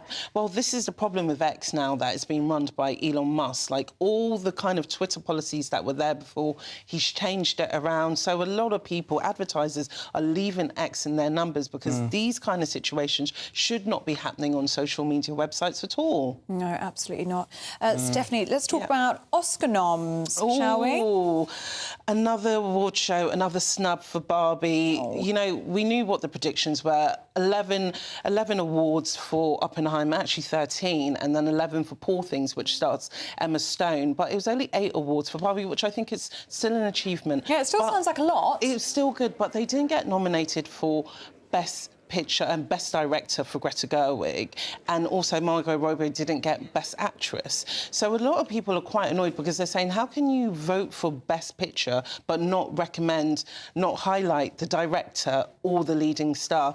Ryan Gosling got a nomination for Supporting Actor, and he put out a statement earlier this week where he said, you know what, there would be no Barbie without Margot and there would be no Barbie without Greta Gerwig. So people are saying, OK, well, forfeit your Oscar nomination, which he's not going to do. But there's just been, it seems like Barbie has been stealing the headlines because, you know, it made £1 billion plus in the cinemas last year. So people are quite shocked. But as I've said before, what the members of the Academy vote for and what people at home like is two different things. Yeah, really, really difficult. But just very quickly, Stephanie, why do you think that Ryan Gosling was nominated but Barbie in the Barbie film was not? I was quite impressed with Ryan Gosling in the movie. I thought he'd done an outstanding performance. You know, a lot of people know that Barbie is about a feminist time, but I thought he stood for masculinity in that movie, and he was quite comedic. It's a role I've never seen him play before, and I think people maybe that's found what it was. Refreshing. I think for him, he just kind of broke the barriers of the kind of movies he does.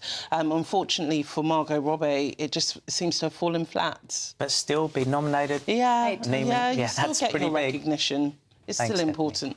Thank you, Stephanie. Really good to see you, as always. Now, still to come, we're going to be joined in the studio by not one, but 2 Apprentice stars, including last year's winner. We are going to get to the bottom of Lord Sugar's comments on the laziness of the TikTok generation. You will have an opinion on that. Don't drink any more of that tea. It's disgusting. I was just about to. This is Saturday Morning Live on GB News, Britain's news channel.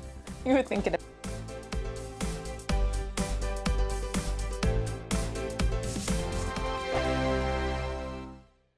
I'm Christopher Hope. And I'm Gloria DiPiero, bringing you PMQ's Live here on GB News. Every Wednesday, we'll bring you live coverage of Prime Minister's questions when Rishi Sunak and Sir Keir Starmer go head-to-head in the House of Commons. We'll be asking our viewers and listeners to submit the questions that they would like to put to the Prime Minister, and we'll put that to our panel of top politicians in our Westminster studio. That's PMQ's Live here on GB News, Britain's election channel.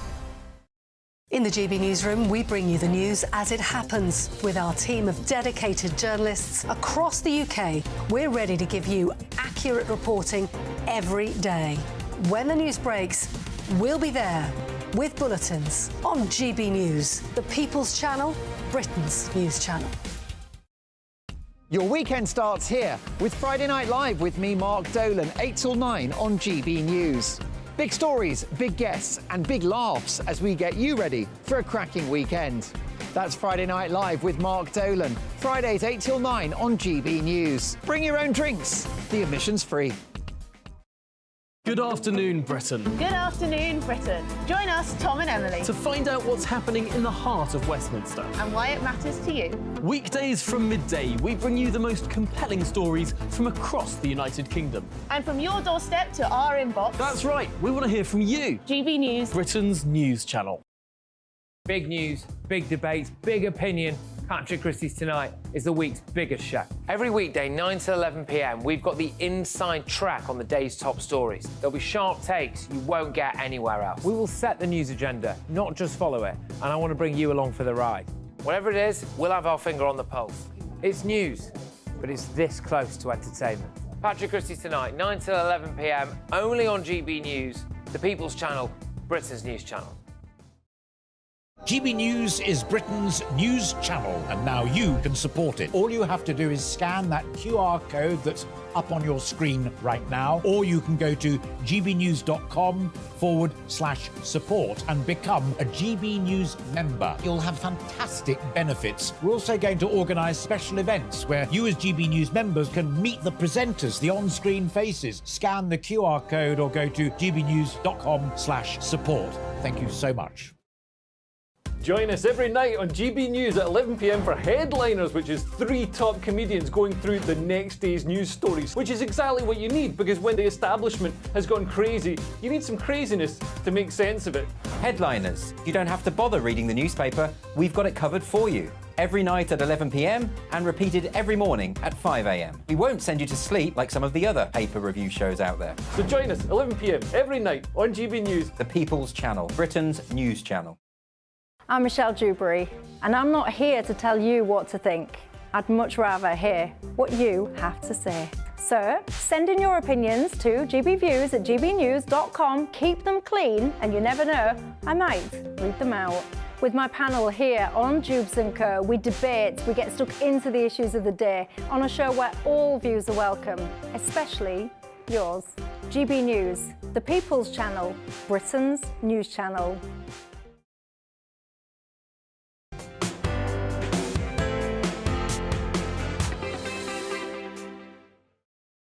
Welcome back to Saturday Morning Live. Now, if you were watching about 10 minutes ago, you would have seen Pete and I try salt in our tea. This is after a US scientist suggested it helps to counteract the bitterness and creates the perfect cuppa. Yeah, we weren't sure, were we? We weren't, but you know what? This scientist he's got some legs. He's got some legs. If it's a tiny little sprinkle, if it's a big heap teaspoon, which what you Well, we had. tried the heap teaspoon. Not so good. Disgusting. But what he said is put a little bit, and actually I was pleasantly surprised. Yeah, the little bit's not too bad. And Karen from Birmingham just said the same thing. She said, I just tried a pinch of salt in my usual green tea with mint. Yes, it was fabulous. The taste softened and it brought out the minty flavour. Just a pinch, mind you, as it's bad for you otherwise, all that salt. And just another thing you can do is you can put great halloumi on your pasta. Halloumi. A lot of people don't know that. Oh, there you go. That's another story. Right, let's go to Dave. He says, I have electrolytes in my first morning coffee. Also with a scoop of collagen powder and some coconut oil. OK, mate, now he's overdoing it. Now he's overdoing it. But do you have any salt, Dave? That's what we want to know. Well, the electrolytes, I guess, yeah. Oh, yeah, that's something. And Stephen makes the point, is it a heaped teaspoon or a flat teaspoon, or is it a half teaspoon? It does make a big difference. Well, I probably did a quarter of a teaspoon. I really didn't do a lot. It was not bad. That's Over to bullying, though. We've got Sandra, who says she was forced to leave an excellent job under constructive dismissal due to an office bully with a history of bullying other employees. It took me 14 months to take the company to employment tribunal, but worth it as I won. Employers have a duty to listen and protect their employees. Bullying can be subtle. It's essential to keep a diary log on all incidents. Yeah, and the reason we're talking about that is because Pete has starred in a music video about teenage bullying and teenage suicide, so it's really been raising awareness this week. 2 million views on Instagram. Yeah, and next month is Children's Mental, I think it's beginning of February, Mental Week, Mental Health Week for Children, sorry. So It's yeah, very it's topical on the rise, issue, and isn't it? we need to tackle it. Yeah. Well, thank you so much for all those views. Do keep them coming in. Now, Lord Alan Sugar is preparing for the 18th series of The Apprentice, and in an interview with the Daily Mail, he has slammed the latest candidates with a lack of hunger, saying he got nothing from them but excuses. Many blame TikTok, or as some call it, TikToxic, and social media for a new generation of work-shy Gen Zs. But is this really the case? We've got strong opinions on this, or are we just witnessing a positive change in working attitudes? Well, joining us now in the studio to discuss this is two former The Apprentice stars. We have the 2023 winner, Marnie Swindles, and popular former candidate, Ryan Mark Parsons. Very good to see you both this morning. Ryan, let's start with you, shall we? Because you are Gen Z, I believe. Yeah, I'm 23. You're 23. Yeah. So how do you feel about these comments from Lord Sugar? And do you think they're aimed at you? Well, yeah, I mean, when I was reading the article in the Daily Mail, I thought, well, this is quite disparaging towards people my age and to me. He referenced as well previous candidates, learning nothing from them apart from excuses. So, yeah, I did find it quite offensive. But you know what? I do understand to some extent what he means by a lack of work ethic in Gen Z workers. But there are smarter ways to work, and I think he doesn't necessarily consider that. He started his career Petticoat Lane in the East End, selling leather goods. Yes, that is hard work. That is a form of hard work, selling things at a market stall. But nowadays, we can find other ways to work and still make a lot of money, still be successful. I think dismissing different ways to make money, be entrepreneurial, run a business online. Can I just say, influencer ad expenditure this year was £896 million. That's a lot of money going on TikTok, Instagram, X. Why is that being dismissed as a commercially viable business in 2024? OK, let's just explain to people who don't know what Gen Z is, millennial. Can you just explain Gen Z? What's Gen Z? Gen Z, so anyone born between 1997 to 2012 is considered Gen Z. OK, Amani, what are you? I don't know what I am, which is probably testament to not knowing what Gen Z and millennials are. I am a 1994 baby, so what does that make me? You're a millennial. Millennial. And I am a fossil. What are you? I'm a millennial as well. You're a millennial, OK. So what do you think about this? I think TikTok is an integral part of having online awareness, and I do appreciate that point of the commercial element to it. I think it's one of the most cost-efficient, authentic, organic ways of reaching your target audience. And I also think there's something to be said about working smarter, not harder. If you can monetize TikTok and make money from videos in your bedroom, which might sound bad. If you can monetize that, then more power to you. That's an impressive thing. However, I do think there is merit to what Lord Sugar is saying, because I think TikTok is at risk of breeding a generation of young people who are in a deficit of real-world experience, you know? I think there's magic to being out there and magic to the journey of the highs and the lows, and I'm not sure TikTok generations and those people will get the wealth experience that comes with that. Do you think he's got a point when he's saying that the TikTok generation, Gen Z, are work shy, that they don't have that drive that he potentially grew up with himself and, you know, grafting in Petticoat Lane in East London? I think you have to ask yourself, you know, once they put their phone down, can they walk into a room and pitch like their life depends on it? Can they have those difficult conversations? Do they have the fortitude to, you know, keep resisting? Well, I think what we're doing here is making very sweeping generalisations about people that are in Gen Z. Because you are able to monetise TikTok or Instagram, that doesn't dismiss real-life experiences and capabilities to work in a standard job that you might have. Now, I think if you're selling, I don't know, a hairbrush, and that's your business, how is that any different to selling your personality on Instagram? Both are still commercially feasible, so what is the difference? I mean, yeah, go. Sorry, Manny, carry on. I think it's the proportionality element, like how much of your time are you investing into this facaded world where people could be anything they want to be, and it all feels very superficial. And like I said, I think they're missing the opportunity to experience the magic of hardship and the character building that comes with that. I think it depends on the person. So, for example, and I'm not just being biased about my kids, but like my daughter, for example, she's a TikTok fanatic, but she's really driven. I mean, she sits and has full conversations with me about stuff. So I guess it depends on the person. If you're a driven person, you can use it to your advantage. Interesting, though. Yeah, really, really interesting. I'm afraid we have run out of time. We are at the end of the show, I'm afraid. But Marnie Swindles, the Apprentice 2023 winner, and Ryan Mark Parsons, very, very popular Apprentice contestant of Series Past. Very good to have you both on the programme this morning. Thank you so much for your time. We know what Gen Z is. And now we know what Gen Z is, yes. And that is the correct way to pronounce it, by the way. I had quite a rude email a few weeks ago. It's the American pronunciation, a bit like the rapper Jay-Z. But thank you guys at home for joining us on Saturday Morning Jay-Z. Live today. We will be back same time, same place next week. JZ. A brighter outlook with Box Solar, sponsors of weather on GB News.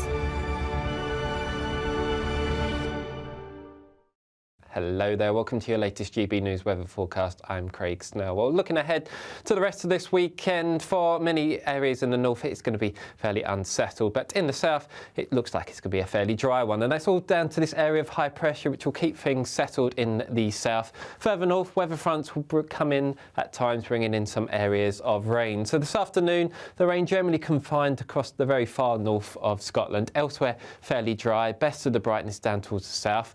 Sunshine generally hazy at times, quite a lot of high cloud around, but in any bright moments, it's not going to feel too bad out there. Temperatures in the west potentially reaching 10 or 11 degrees.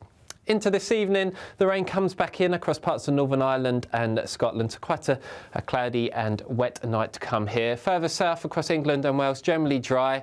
Clearest of the skies over towards the east, so quite a chilly night here. Could see a touch of frost, but under the cloud and rain further north, we could see some places staying in double figures. So Sunday, a bright but chilly start in the east, and here we'll see the best of any brightness right throughout the day. Elsewhere, a fair bit of cloud around. That cloud will be thick enough at times to produce some spits and spots of rain, and then later on in the day, this next band of rain comes in across parts of Northern Ireland and Scotland, associated with some very strong winds. Could see some gales later on, but for most of us, it is going to be feeling very mild for the time of year. Looks like things are heating up. Boxed Boilers, sponsors of weather on GB News.